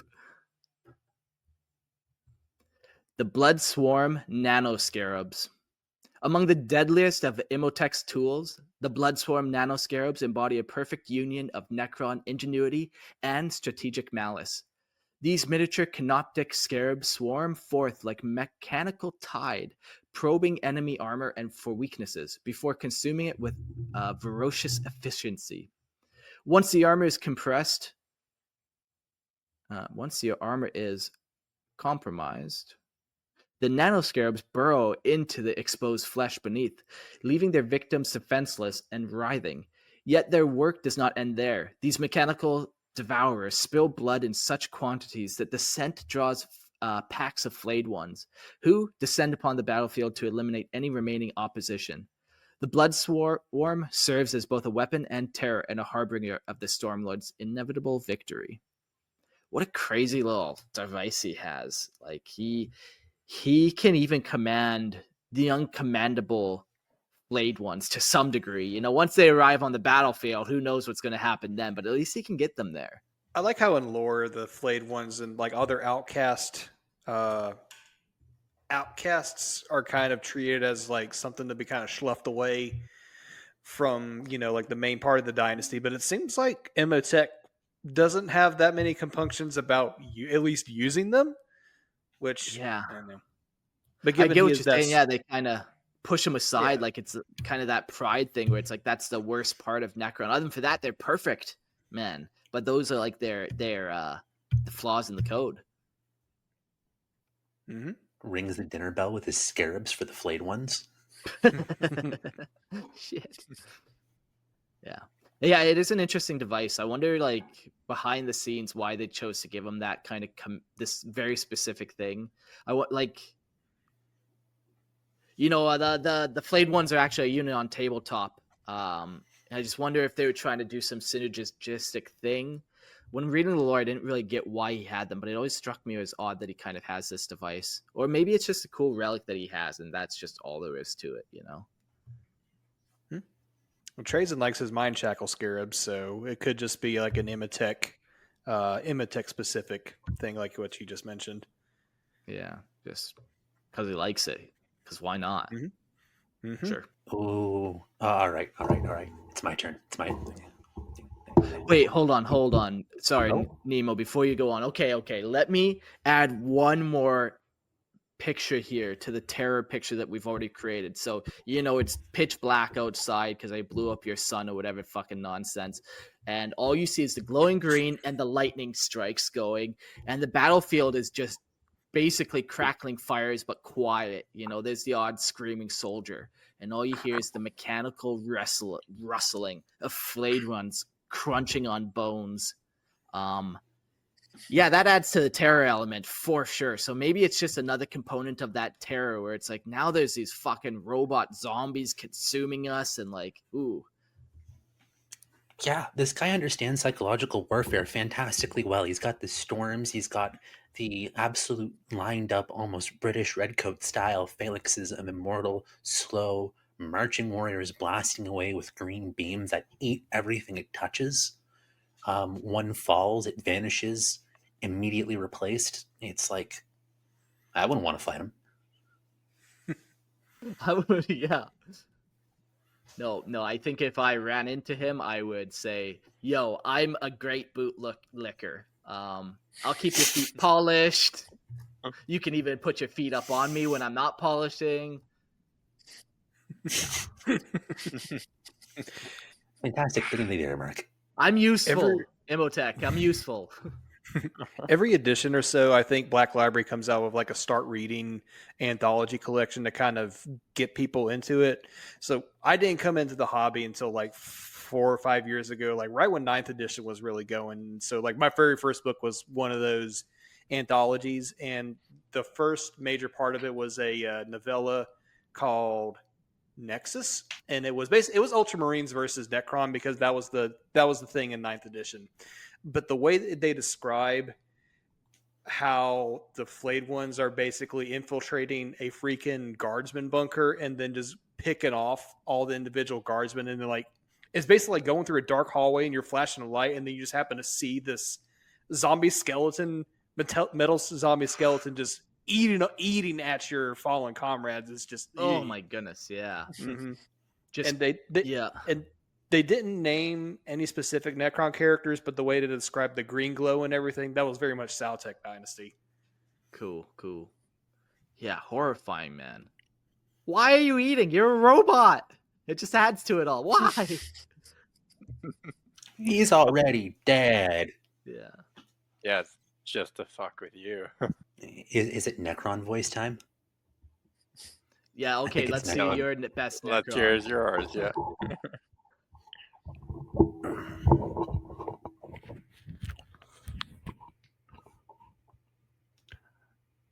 Let me tell you of my future. My hand will reach out into the stars, reshaping the galaxy into a place of order and unity. Under my reign, the kingdoms of old shall live again, reborn to an age of power and glory, the like of which you can only imagine. I will rule every planet touched by the light of this star. Even in the darkness beyond, my name will be whispered with fear and respect. And that's That- Phaeron Imotekh. Yeah, that almost sounds too much like Marvel's what's their AI robot that they had to fight? Ultron. Ultron, yeah. Almost a little too benevolent there, almost too almost cheery, that voice. A little tone of hope to it. I don't like it. How dare I? This is Yeah. 40K. We gotta be grimdark, not Yeah, mainstream yeah. superhero. I want to be terrified. You know, I don't want to be enlightened. I want to be scared while I'm shining his boots. Like, oh fuck! This guy pissed off Imotekh real bad now. Stop my arm. For what it's worth, that was a very good AI sounding voice. Yeah, the voice So- was great, just misaligned. I think So too much neutral good, too much lawful good, and a little more chaotic evil. Maybe next time. Yeah. Exactly. A little. Lawful evil. I appreciate these notes, guys. I will work on my synthetic evil man voice in the future. I'll definitely have opportunities. Future RPG Yeah, players will community. thank us.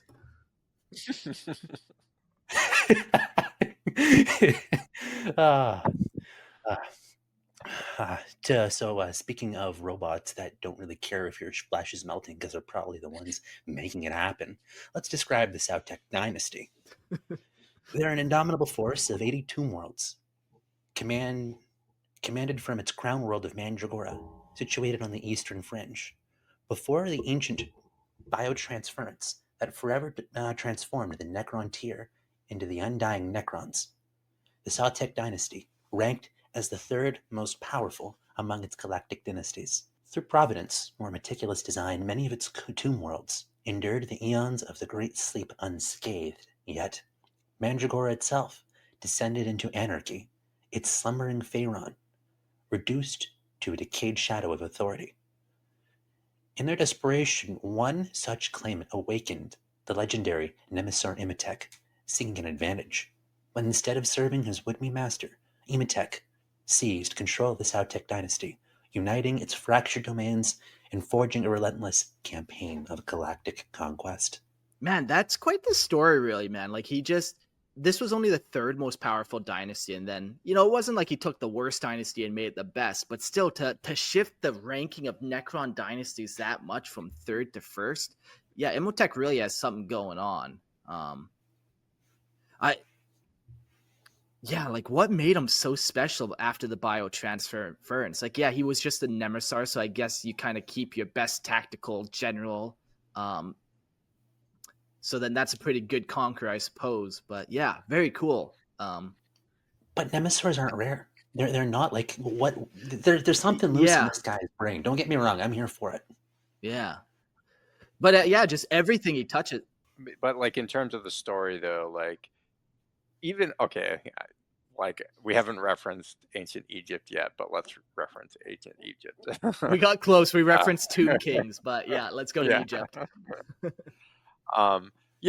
There are every now and again there's like a dynasty that arises that overthrows the previous dynasty, and it's sort of unexpected, right? And they kind of come out of nowhere, and they find some weakness in the status quo, and they're able to exploit that weakness, and they become the ruling dynasty. Que sera, right? So you have so you have. I do think there is some. I know, like when we look at it from like a very just like individual situation, it's like, oh, that doesn't make sense, but that happens all the time, historically. Sure. Well, just look at what's happening to the States right now. You get one person and the whole world.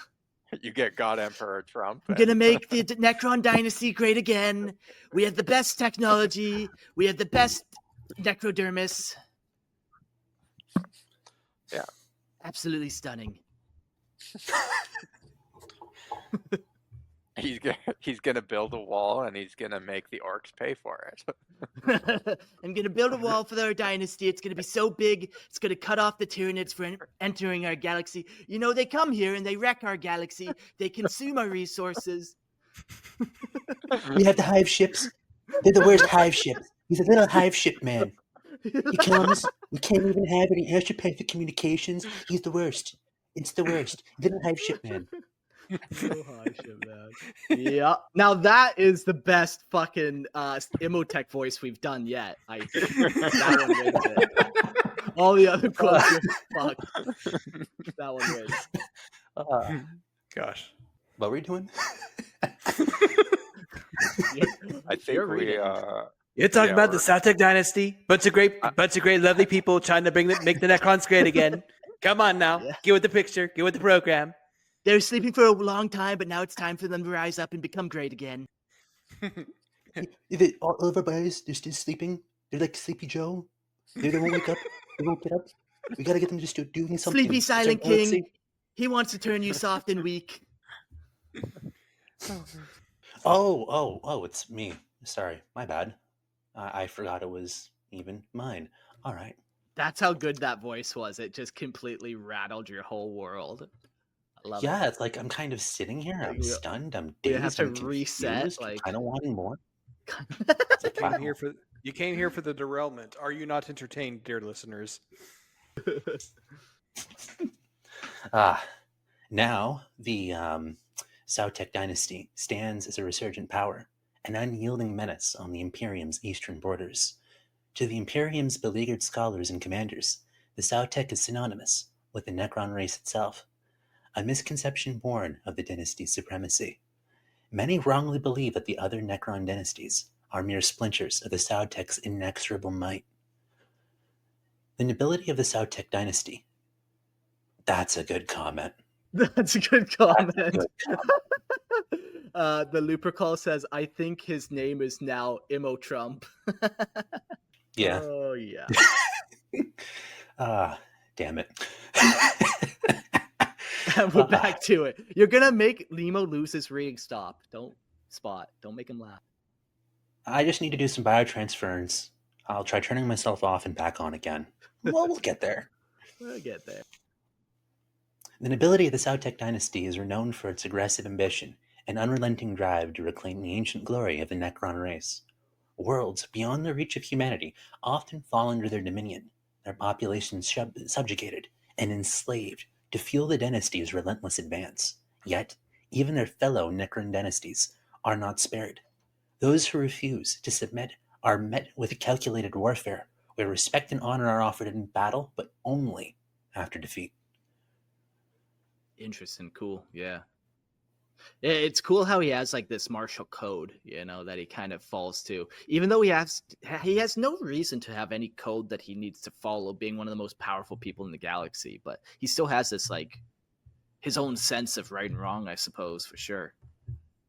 And again, like, how many other Necron do you see that that function like that? Because I can't really say that Trazen is very respectful to the people that he fights. How many Necrons just see the fleshy things as mere fleshy things? They're not Necron. They really could not care less. And he doesn't sound like a standard issue Necron, and it makes me wonder if he's deviating from his programming. Yeah.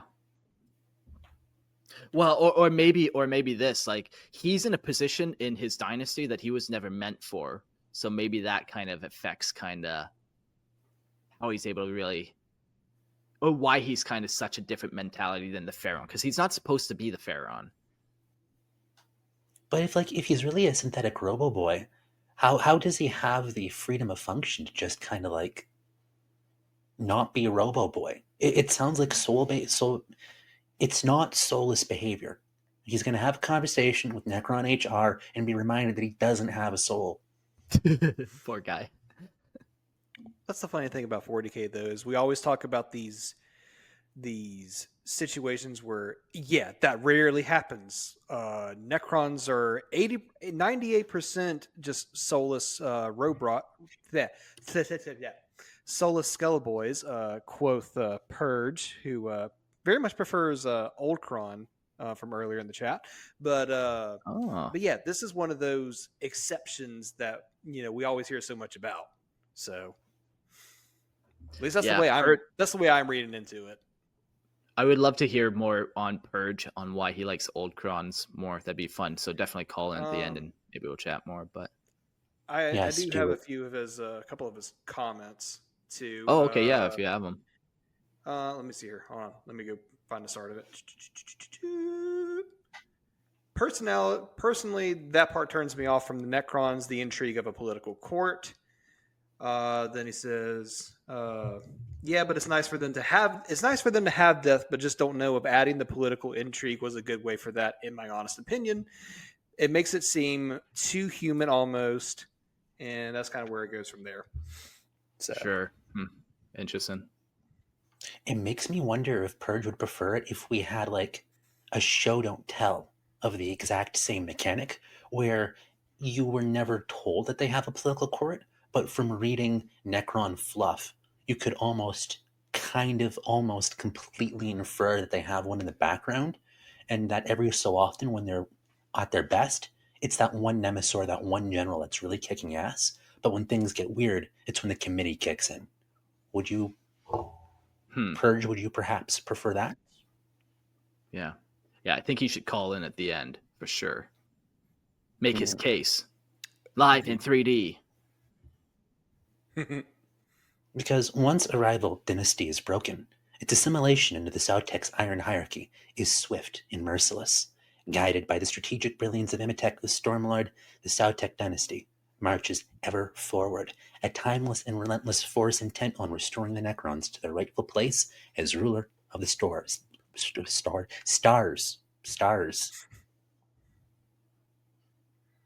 Yeah. Words are made up, so don't worry about it. Yeah.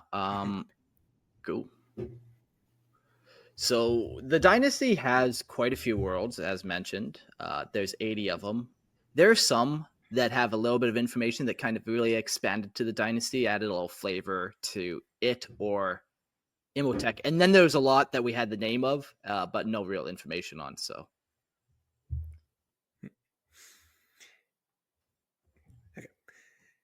and unfortunately, I looked ahead into the notes. There's no more Imotekh quotes for me to quote, so you're not going to get one from me. Sorry, guys. Sorry. I'll find one Do you for want you. me- Don't worry. Yeah, we could go grab you some. I Did mean, they I quotes? got Yeah. Trazen quotes pointed up, but I have a separate voice for him as opposed to what I would do for Imotekh.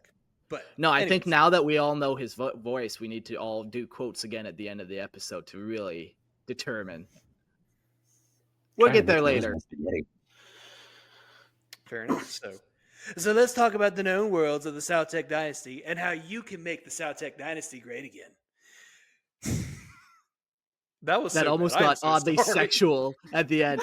You can make it great again. Are you hitting on us, Almost Gerald? sexual Smithers. Oh, Lord. The Sautekh Dynasty, supreme in ambition and strategy, commands an empire of 80 tomb worlds that form the unyielding core of its dominion.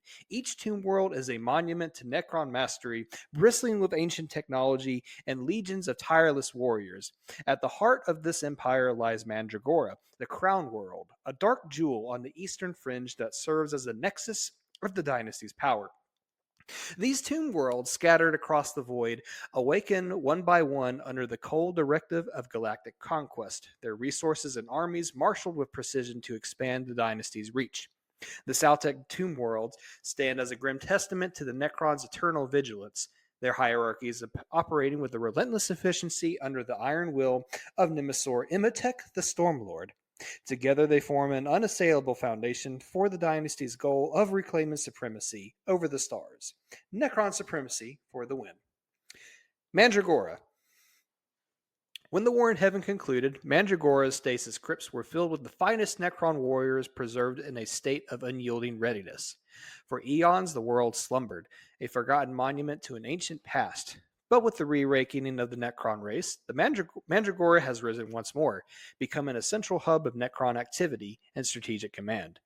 Under the iron rule of Phaeron Imotekh, legions of Necrons have been dispatched to annihilate the orc war boss Snagatooth and his brutal warband, which has long occupied the surrounding tomb worlds. The relentless forces of Mandragora now march as an ever-present shadow upon the eastern borders of the Imperium, their presence a constant reminder that the Necrons have returned to claim their dominion over the stars. Cool. Avarice. That's how I'm going to pronounce it. The planet known as Avarice was originally a Necron tomb world of the Sautekh Dynasty. During the dormancy of the Necrons, the world was settled as an Imperial night world. In 975 M41, the Necrons began to reawaken, assailing the planet's inhabitants. However, the Gauss technology of the aliens was ineffective against the ion shields used by the world's knights. And with 3 knightly houses able to bring these walkers to the field of battle, the rulers of Avarice are confident that the ongoing war will soon end in the Imperium's favor. That planet better hope that Imotekh doesn't hear about this, that the Imperium's fucking with one of his planets, because then, that night house is finito. He will not take to such impudence lightly. Yeah. Canavar. Listen, I have to have the Avarice Canal. It's super important to our trade routes.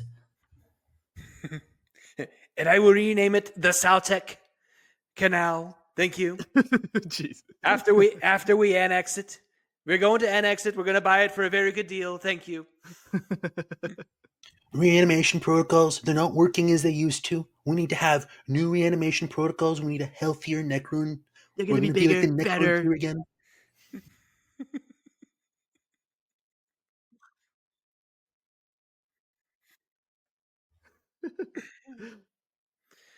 Oh boy. Canavar. Canavar was formerly a world of the Tau Empire before being overrun by Necron forces under Overlord Zandrek in 813 M41. Lightly defended, the world's small defense force was overrun by the Necrons in 2 weeks. Or I guess it being a Tau world, is it Canavar or something like that? I don't know. Let's ask the resident Tau expert, Mark. I've never heard that before. Clicking there. Yeah, no, that's wrong. That sounds almost highly offensive, even. But I like it. Canovar. Yeah, we'll go with that from now on. How's it? Ta'ow. Ta'ow. Yeah, that's definitely it. Canovar. Yeah, that's fucked. Let's see here. Davitas is another world. Gore is another world. Here's them. Gidrim. Yeah. Gidrim is a Necron tomb world that forms a part of the Sautekh Dynasty of Imotekh the Stormlord. Ruled over by the Nemesaur Zandrek, it has expanded into a miniature empire to the point of including a dozen star systems. I would like to point out, we're making a big deal of this being 80 tomb worlds, but then when you look at like the Imperium of 1 million worlds, or just the Ultramar system, or the I was about to say the Blueberries, the Ultramarines, like 500 world, basically mini empire, but and then it's just like, I don't know how to feel about that. Like, I don't know. I just Yeah, like, we can always say every time numbers happen in 40K, they're gonna be fucked. Maybe you could justify it that, like, each world is, like, actually important, where the Imperium might count, like, a cemetery world as one of their 500 worlds, and it's like, well, what is that really? What do you got going on there? But yeah, I know what you're saying. Like, it doesn't seem that big, but, also it's just one Necron faction. But then again, it's kind of like 1 million Necron warriors is not even slightly comparable to 1 million guardsmen. Yeah, you put them Very against true. each other, and it's a fucking slaughter. Another Imperial victory, of course. I mean, Fuzz actually brings a good question. Is it 80? Is it only 80 worlds, or just the 80 that have awoken? Yeah, that's interesting. Yeah, sure. Maybe the Necron don't even know because, well, how can you check if a computer is running if it's not turned on? And if they're asleep, it may be a cryostasis, but they're not exactly doing anything, so maybe it could go both ways. Good way Yeah, to good way to kind of cop out and basically say, just use your imagination. Imagination. So, see another world. Jorok, Medusa 7. Okay, here's something with some information. Medusa 7 is a dead world with an Ordo Xenos quarantine placed over it for unusual Necron tier activity. Because it is believed to be a Necron tier home world, the surface surveys have been near impossible. All life on the planet has been destroyed, and if the planet had weather in the past, it is guessed to have happened hundreds of thousands of years ago. So, just a random dead world for Necron activity.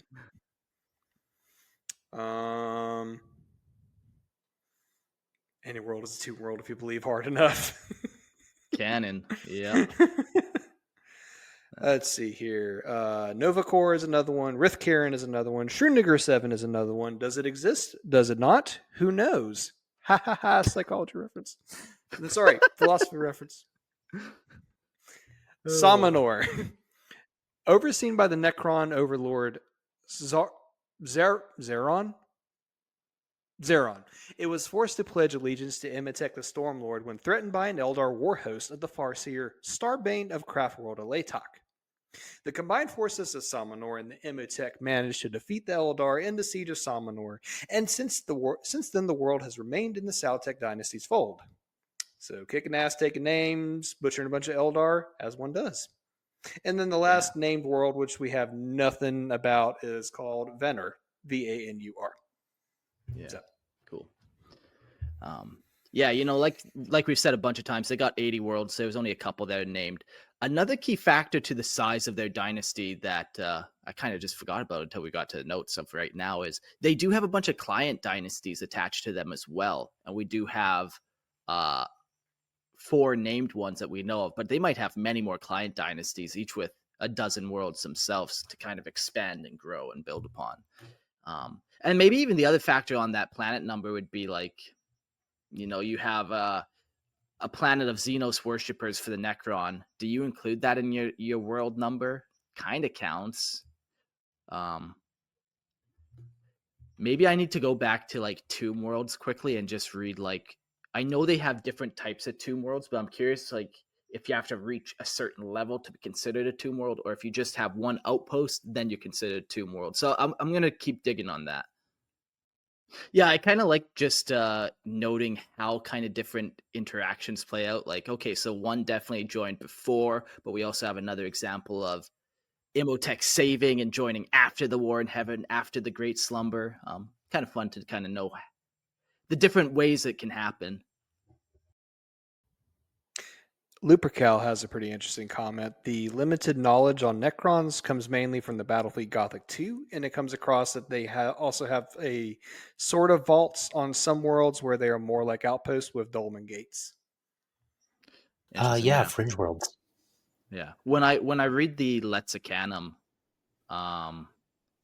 Tomb Worlds consists of either Crown Worlds, Core Worlds, or Fringe Worlds, which are like those small little outposts or distant colonies. So yeah, basically, if you have a Necron, any Necron presence on your planet, you're considered a Tomb World, because ultimately it is the Necron's planet at that point, regardless of if it's inhabited or not. If there's a Necron presence, it's theirs.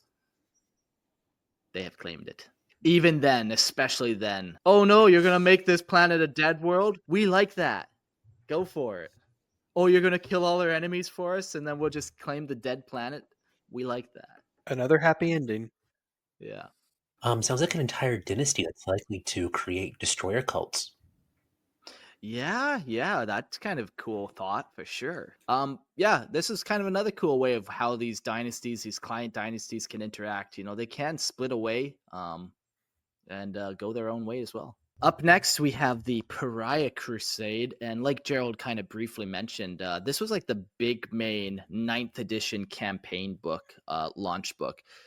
There's a lot of information in there. It's a whole big battle. There's a whole bunch of Astartes chapters involved. There's a whole bunch going on, but why I wanted to talk about it was this is the return of the Silent King, and Imotekh and the Silent King get into it a little bit here. So we're going to see how that plays out.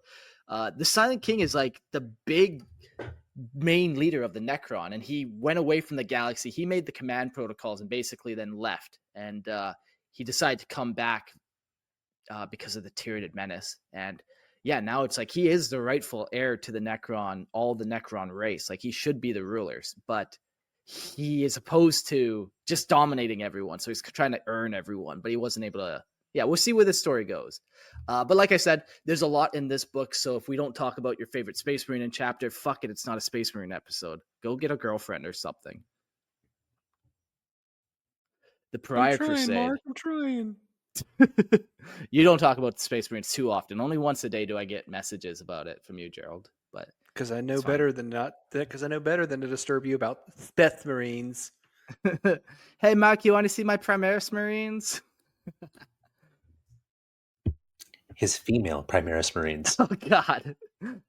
Yeah, that's almost bootable words. You know, if you say the Okay, one I'm not Primarch, that that's heretical. How dare bootable, you? but, yeah. I am not that heretical. How dare you? Mark calling us out. Jack's in the chat. All right. The Pariah Crusade, or the Nephilim War, is a campaign of the Psychic Awakening and the Indominus Crusade. While initially a standard Imperial expedition to investigate the fate of the Nephilim sector, it has since escalated into a four-way conflict involving humanity, chaos, and the two differing Necron factions. So we're gonna jump like deep into this campaign. Like I said, there's a bunch of stuff what happens, but let's just say a bunch of stuff happens and the Silent King shows up, and we'll take it from there. The Silent King, Sautekh, arrived on the tomb world of Zendu, his presence heralding the beginning of an era of unfathomable destruction. His gaze fell upon the Pariah Nexus, its defenses against the human scourge now at the focal point of his unyielding will. A sea of Necron overlords and Triarch Praetorians stood in solemn attendance. Their worship of their king manifested in the offering of captured human blanks intended for dark experimentation. Very interesting. With Caesaric's return, the Necron's forces, long held in check under the command of the formidable Caesarus, were mobilized.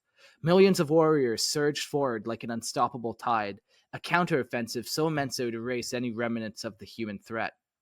Caesarich, ever present at the front lines of battle, stood in grim silence, offering the human surrender. Yet, to his burgeoning respect, they never relented. The inevitable tide of death they had summoned could never be turned aside. In the Battle of Rorgatus III, the Silent King played a cruel game of predation, allowing the Imperial forces a violent if futile effort by the Brigantine Plains Rangers and the Holasai Sky Commandos to briefly escape to their landing craft before he unleashed the full wrath of 5 Satan shards. The heavens themselves darkened as annihilation barges and canoptic wraiths descend like death itself, obliterating the remnants of the Imperial forces. Meanwhile, on the moon of Boreas, Caesarich wielded the might of his cryptids to unleash 1 trillion scarabs, a swarm so vast it consumed all in its path. Yet it was Kerpita, his vengeful commander, who found himself at the center of an insult, a challenge issued by a Space Marine captain.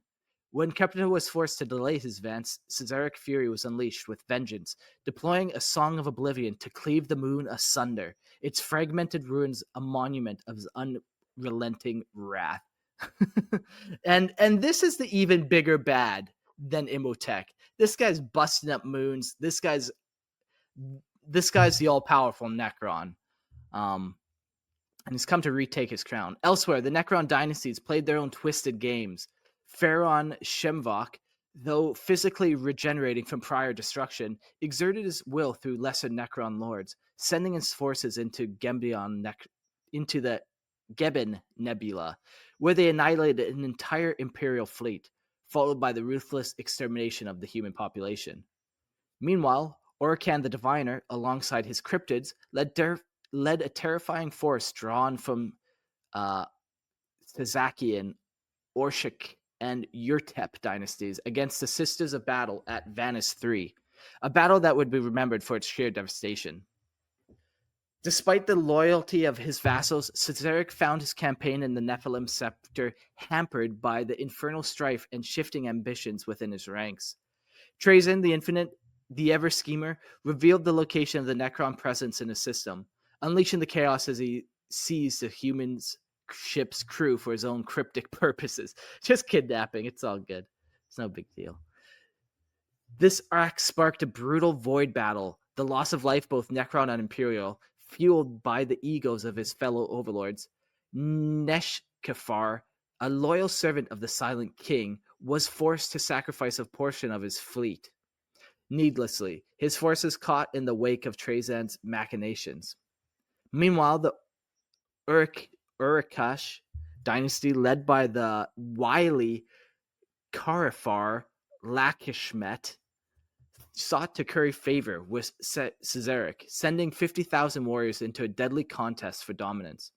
The smaller, lesser dynasties like the Peteshtis and the Urtep and the Mefret, wow, man, those Egyptian names are fun, used the war as their own personal stage to settle ancient feuds, the Mefret annexing neighboring territories in a bid for power, while the Feshteh clashed, while the Nihilek dynasty's forces loyal to the Silent King. Amidst chaos, Phaeron Vordashk pursued an obsessive vendetta against the orcs of the galactic southeast, his mind consumed with the need for vengeance.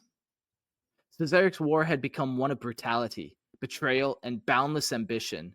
In the midst of his immortal might, the Silent King's strategic vision remained clear. He would let none stand in his way of vengeance. Every move was calculated, his every ally an asset to further his goals, and every enemy a potential tool to exploit. The Nephilim sector would bend beneath his iron grip, the struggle for power within his ranks only a means to further his overreaching vision. None would escape the storm that Sautekh had set in motion, for he was as relentless as time itself, an immortal force driven by the inevitability of conquest. So he kind of comes in and he doesn't really care too much what's happening. All the other factions, what they're up to, he doesn't really care too much. He's got his own plans and goals going on here. Bless you, sir, for being able to read out all those Necron names and not die in the process. Oh, yeah, man. It's like having a mini stroke every time. Fuck. Do you like spontaneously combust if you do too many of them back to back? The one thing I always tell myself is the reader doesn't know how it's actually spelled, so I can say whatever I want. That helps a little bit, but fuck, man. But yeah, like he kind of comes in and, there's a couple shifting. Like, it's an interesting time for all the Necrons because everyone's left with this choice of what do we do now? Do we try to ferry the Silent King's favor? Do we turn against him? Like, is this my chance to make a move now that all eyes are over here? Like, the whole Necron race kind of is now reshuffling. And then here's just Trazyn just like stealing people and things left and right. Yeah, dude. Trazyn voice incoming. The other Necron overlords won't tell you this, but if you can just pick it up and take it home, they're completely free. Phenomenal. Or instead of collecting these other people, you can just collect people who listen to and watch this space. That's what I prefer, honestly. Yeah. I think we lost Jordan. Did Trazyn come collect him or something? Yeah, Trazyn got Jordan. No. Lost to the zone. He is a fucking collectible. Like I don't blame Trazyn for wanting Jordan in his collection. Well, it's like I told you. It's like I told you, mortals. If you could just pick him up and take him home, he's completely free. So I picked him up and I took him home. I have 37 mortals.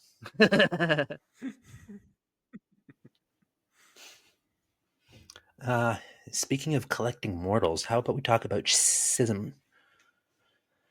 Under the command of Megosult, Hephaestus' forces first encountered the fragmented remnants of Imperial survivors on Paradise.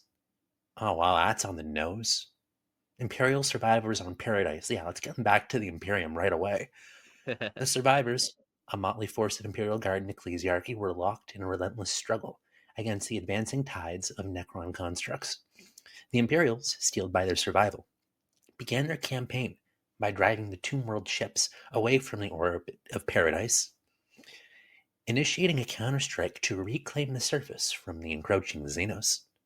The order was given by Zolt to deploy relief forces to annihilate the remaining Necron constructs, a strategic move repeated across the region.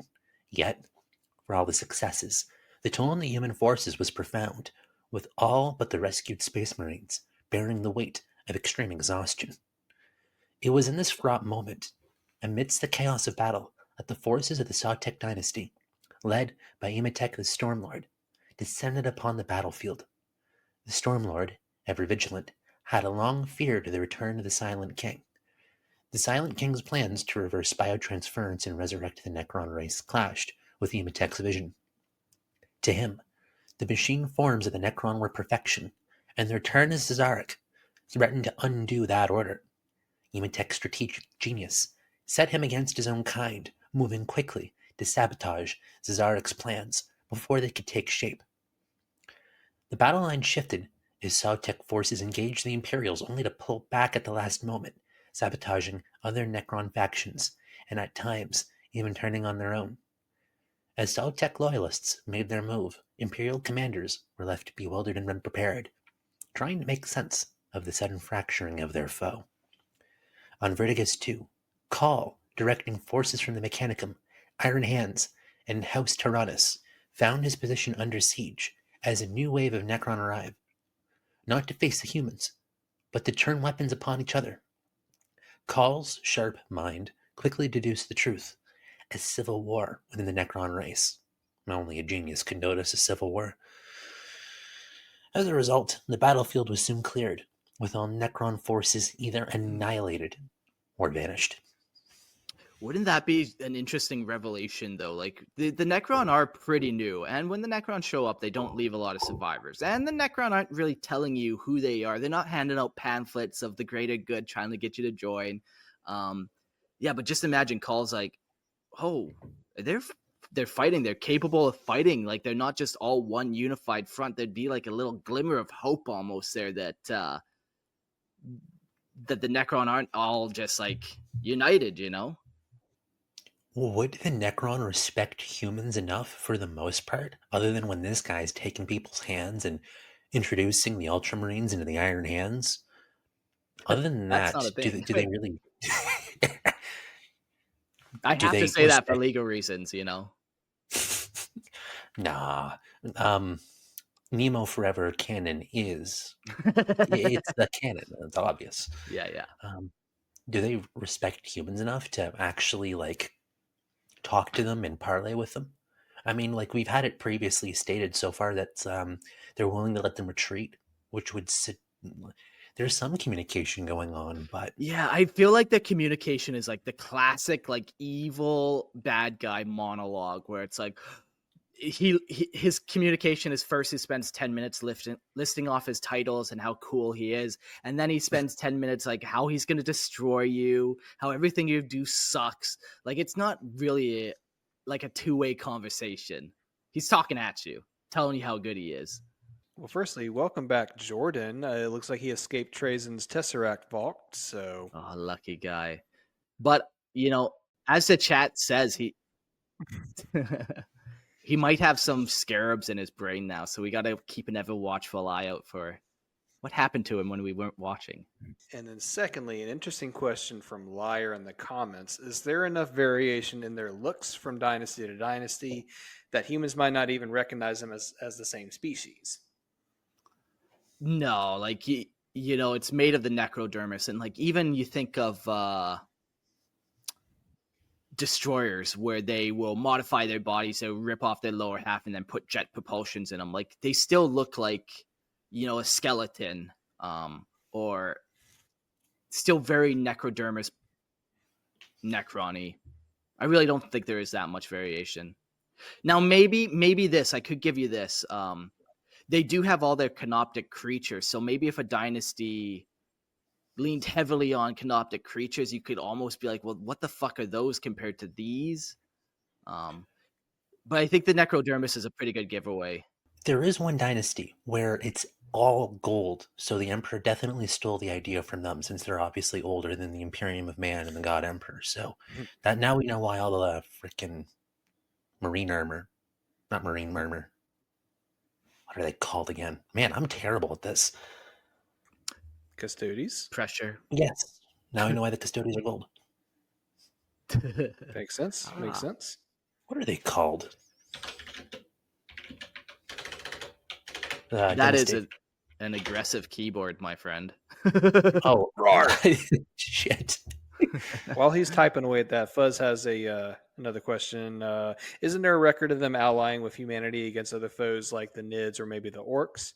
And I definitely Nids. I think was it not Devastation to Ball, but there was a point that was made where, like, I think Zarek, the Silent King himself, tried to claim that he actually befriended Sanguinius, like before he died in the Horus Heresy, as like a way to ally with the Blood Angels against some Nid threat. Maybe it was Devastation to Ball. Yeah, it was. So don't at me. Don't at me. Yeah. Well, but even that conversation almost shows like they're not communicating in good faith. That was a manipulation, that conversation. It goes back to that, like, the Necron aren't they don't see you as equal. So the conversation what I was results trying in to do. that, or reflects that, I mean. Yeah, most Necron dynasties are majority what you'd expect. You see the green. The Neferek have them in gold with like a bit of a green sigil in the middle, but otherwise, no, you would not have a good time identifying them. I mean, it's the same basic robot skeleton shape. Even if there is some slight variation, it's close enough to where, like, you can tell that's Necron for the most part. For sure.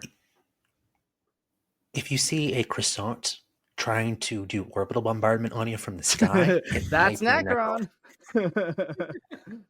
It might be If you Necron. see a croissant that's orbital drop, that's a Necron. Oh, that's beautiful. That's the worst part about it, eh? And while you're feeling hungry, the flayers turn up and give you another reason to be hungry. Why did they get all the good meats? Because they're the Save ones some that are they're corpse starch proven for they're the the rest of hungry us. ones. The Necron Schism, born of Imotek's ambitions and the disarray it wrought, provided the Imperials an unexpected opportunity. The shattered remnants of battle group Kalides, once lost to the Pariah Nexus, were now reachable. The fall of Mirin, though his body was never recovered, became a rallying cry. He was posthumously declared an Imperial saint. No word came from Arnulf or Stormvor. Through whispers suggested they had fought their way through Necron lines, heading deeper into the heart of the Nephilim sector. With the command of Imperial forces within the Pariah Nexus now passed to Khal and Vikrain, Group Master Vikrain, a solid foothold was established in the northern Nephilim sector. Yet despite their losses, the production of Khal's liminal abrasers faltered, hindered by low noctilith quotas and friction within the Mechanicum itself. It was in this climate of strained resources and strategic uncertainty that Inquisitor Draxus resurfaced. Boarding the Tsar Quaestor, she sought an audience with Khal, revealing that her apparent retreat had been a ruse. Draxus had uncovered the secret that could bring down the entire Pariah Nexus, an opportunity the Imperium could not afford to overlook. And now we get to talk about a little bit more of kind of Zarek's and Imotek's little tiff that Mark was mentioning earlier. Silence and Storm. Zarek, ever vigilant, sought to use Orican the Diviner to peer into the future and discern Imotek's next move. But the Diviner, ever the enigma, rejected the summons, choosing instead to follow his own inscrutable path. Meanwhile, Imotekh, unyielding and relentless, tightened his grip on the northeastern Pariah Nexus. With strategic precision, his forces captured 3 full systems, draining the strength of the Nephrek dynasty through relentless attrition. Then, with the cold efficiency of a master tactician, he activated a dolmen gate and personally led an assault on the distant Mirtika system. His primary target was Vergoy's Alphic, a world of immense strategic value. The world was home to a critical pylon cluster, one vital to maintaining the integrity of the Pariah Nexus itself. Zarek, unwilling to let his plans be thwarted, tasked Nemesis Imotekh with stopping the Stormlord's advance. Victory in Zarek's mind was not merely desirable, it was essential. Not only would it safeguard his own plans for the Pariah Nexus, but it would also prevent more dynasties from rallying to Imotech's banner, undermining his fragile grip on the Necron race. I think I find it funny that even though Zarek is the Silent King, he is like the Necron of all Necrons. Like, because he deleted his command protocols, like his grip, actual authority over them is very, very, very tenuous. Yeah. Yeah, it's so cool though. Like, just he wants to earn it, earn that trust back. Yeah, who could blame him? Pretty base as well. Anyways, the But Imperial. Sorry. What? Go ahead. Oh, I can definitely rant about that. Like, back when they were Necron tier, getting them to cooperate was like herding cats. They went to war against the old ones for a reason, to unify themselves, just as much as it was to try and earn some immortality, or at least a cure to their mega cancers. Sure, yeah. Then he deletes the command protocols. Nothing brings So, species pretty together based. like war, hey? Good old genocide. Imperial forces stationed on Vergoy's Alphic, already sparse and overstretched, stood little chance against the two Necron armies converging on the world. As Uthmek's forces moved in, crushing the opposition, the Imperial commander Magos Lundkest remained distant, watching from the relative safety of his command ship. At that critical moment, a flotilla led by Inquisitor Draxus arrived in system, bringing with it an elite force of Martian Skitarii and Deathwatch Space Marines. With Uthmek's forces entrenched in battle with Imotech's legions, only a token garrison remained to defend the pylon complex. It was there that Draxus made her move. Swiftly, she and her reinforcements captured the pylons, establishing a defensive perimeter around the complex. As Uthmek's forces were forced to turn to face the Imperials, Imotekh, ever the strategist, withdrew through the dolmen gate, taking his forces with him. Meanwhile, Draxus and her entourage ventured deeper into the pylon complex. Their objective clear: sabotage. The structures, ancient and vital to the functioning of the Pariah Nexus, began to implode under their actions. In the ensuing chaos, most of the Imperial forces managed to escape the impending doom. However, Vergoy's Alphic paid a terrible price. A devastating explosion wiped out the majority of Uthmek's remaining army, reducing his forces to ashes. With her mission complete, Draxus vanished as swiftly as she had arrived, leaving the ruins of Vergoy's Alphic behind her. The Silent King's plans were disrupted. His enemies dealt a blow that would echo across the Pariah Nexus, but even in defeat, Zarek's reach remained long. Imotech's victory was only one chapter in an eternal war. Yeah, very cool. And I think that's where we leave it for this story. We kind of get the gist of it. We don't really need to know much more about, like I said, there's so much. We could do a whole episode on this. I think we got the concept though. Like, Imotekh and Zarek, they're at odds, and now they got their own goals and ambitions and their own things going on for sure.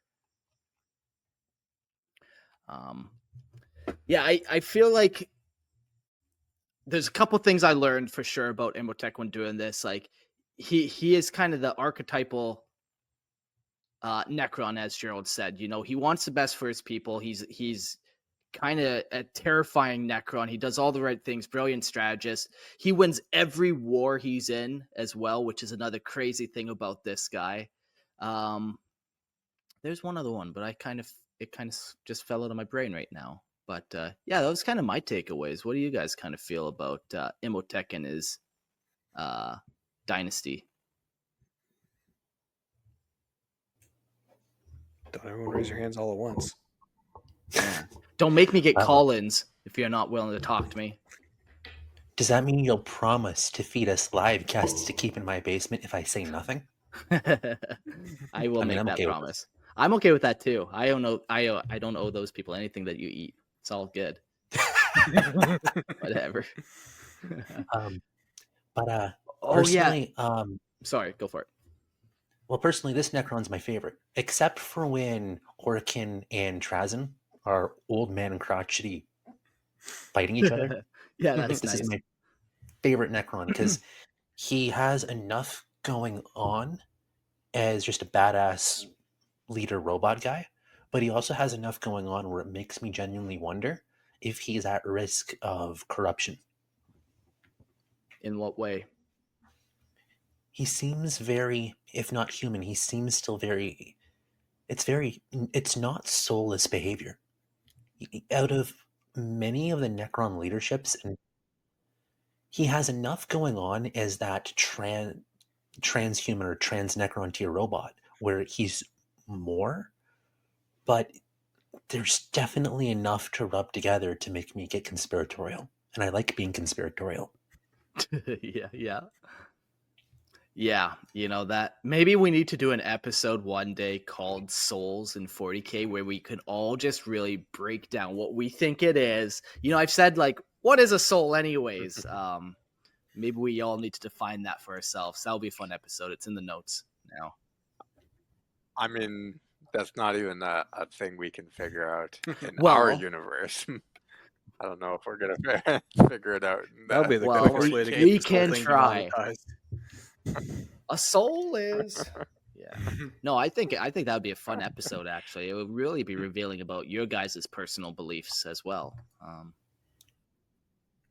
I do think, though, I will sort of echo what Nemo is saying.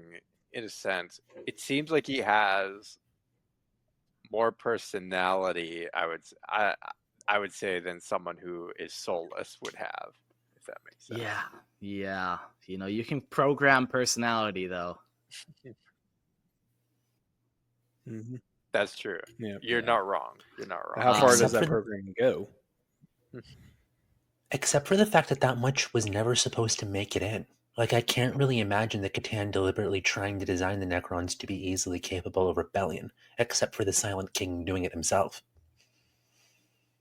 Yeah, but like even the Satan were a little bit deceived when this whole process kind of happened. Like the Silent King had some interference and was doing some stuff too, and he wasn't able to fully save his people, but he kind of made all those codes and did some stuff and add his own flavor to that process, I think, to allow some people to kind of remain kind of sentient and aware.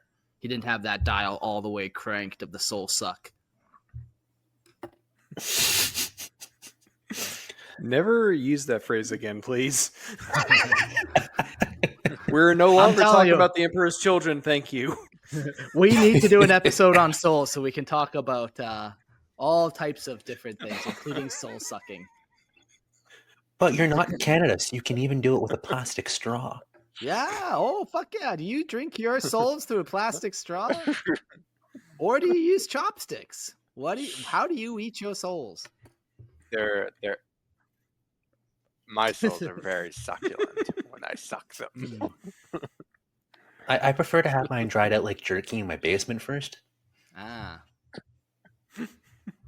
It's a low carb. It helps with the carbs. I know it doesn't, but I think it does. Warning to the wise, don't ever eat the black souls because they're burnt. And I mean like black, not skin color, you guys. That's where your mind went. Just bad souls. Don't eat the bad souls. Well, when you said black souls, I thought black soul gems. Oh, there we go. Yeah, there we go from Skyrim. Like from Skyrim. Good. Fair enough. The other point I want to mention was, the other thing I kind of really liked was Imotekh wasn't from before the Great Sleep. His position was gained afterwards, which I thought was very cool. He didn't go to sleep with this huge empire. No, he woke up. His empire was kind of in shambles, and he took it upon himself to kind of just rebuild it and make it bigger and better than before. Yeah, but it also kind of shows to his character, like he Yeah, seized the yeah. moment, right? Like they woke up from the sleep, and he was like, "I'm gonna take advantage of this," and that's why Yeah, he's for a I think sure. badass. So I think this kind of harkens back to one of my favorite types of villains. Well, I say villains, but one of my favorite tropes of villains and characters is like because he technically started out as a nobody, but all of a sudden this chance came to him when his Phaeron had perished, and then his dynasty was in shambles. So then he took that upon himself to not just to basically turn in from a nobody and become somebody, and now he is Yeah. like a terror of the galaxy. And that I love it when villains do that. A real rags to riches story, eh? Yeah. Yeah. All right, so I got 2 questions that I kind of really thought were important to ask before we end this episode. No call-ins today, just because we already have 4 people on the stream, and otherwise it could get a little too chaotic. But the two questions I have for you guys. The first one is, what are Imotech's true intentions regarding the Silent King's long-term plans for the Necron race? At the end of the prior crusade, everything in typical 40k kind of stalemates out, and it's not decided one way or the other. The Silent King and Imotekh are still at odds. Do you think this would ever change? Is there a reason for it? I'd have no idea personally. Yeah. So we saw Imotekh, the instant he woke up, started kicking ass and taking names internally within the dynasty to take the ruined mess. Lubrical's got some kick-ass comments going on these days. Gonna start a new Skyrim save now and call my main character Trazen and collect everyone's souls in black soul gems. I respect that. Based. That's nice. Stay away No, from the it's black souls, though. They're burnt, I'm telling you. Don't snort the black soul dust. It's not good for your health. It's not Unless you're a good. Jukari, then by all means go for it. You do you. You only live once.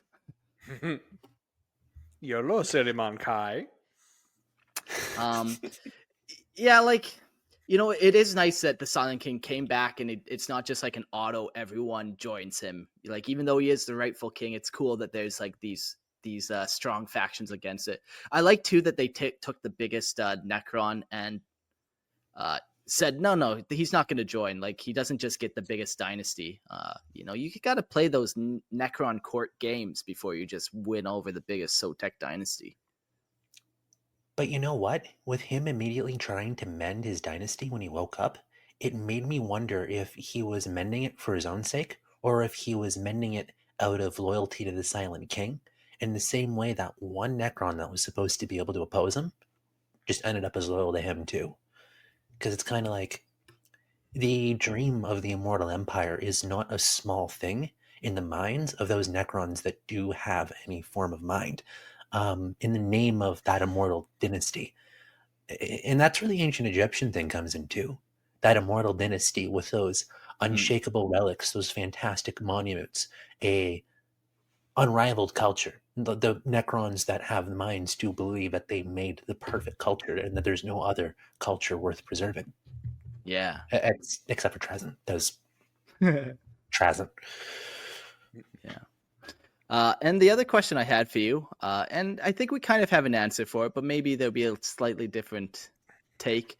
How does Imotekh view the Satan shards, and what are his long-term plans for using them in his ongoing war? We did have the one example where he had 5 Satan shards, or was that the Silent King? I forget.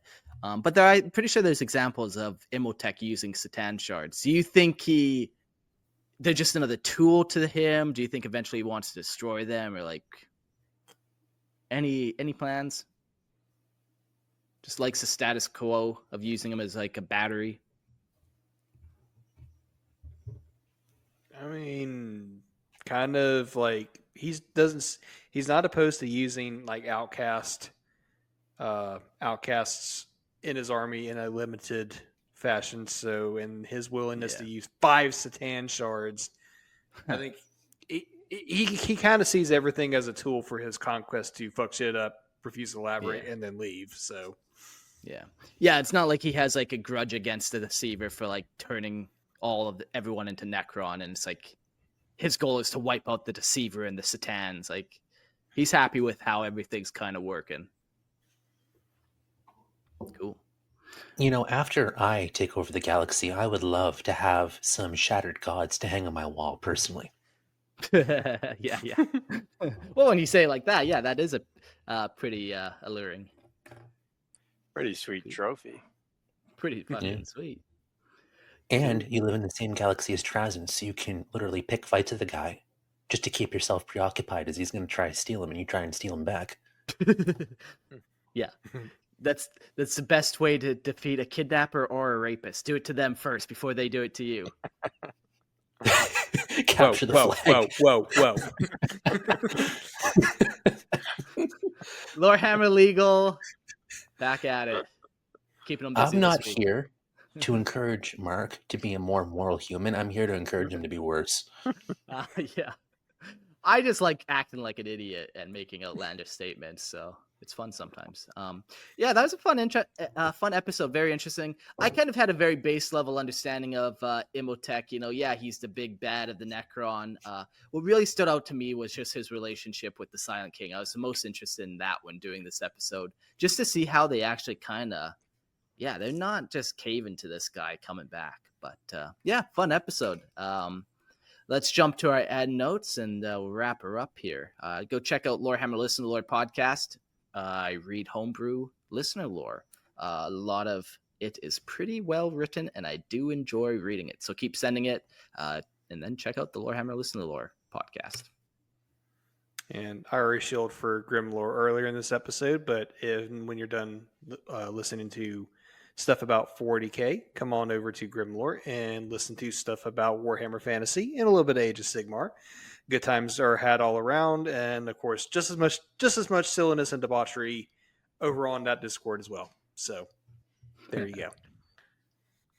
Absolutely, and if you like this content, you want some more, you can't get enough lore, you can jump into another universe, the Star Wars universe, on the Star Lords podcast with me and Christian, that guy, and it's fun times all around.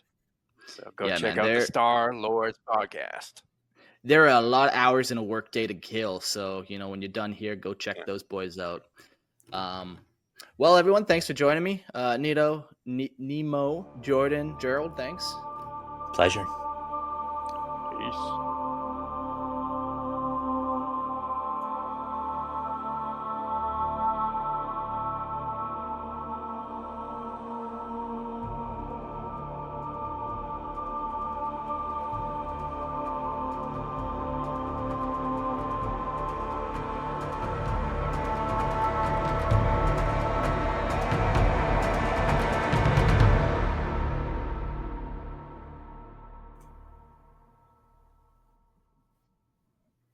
That was fun.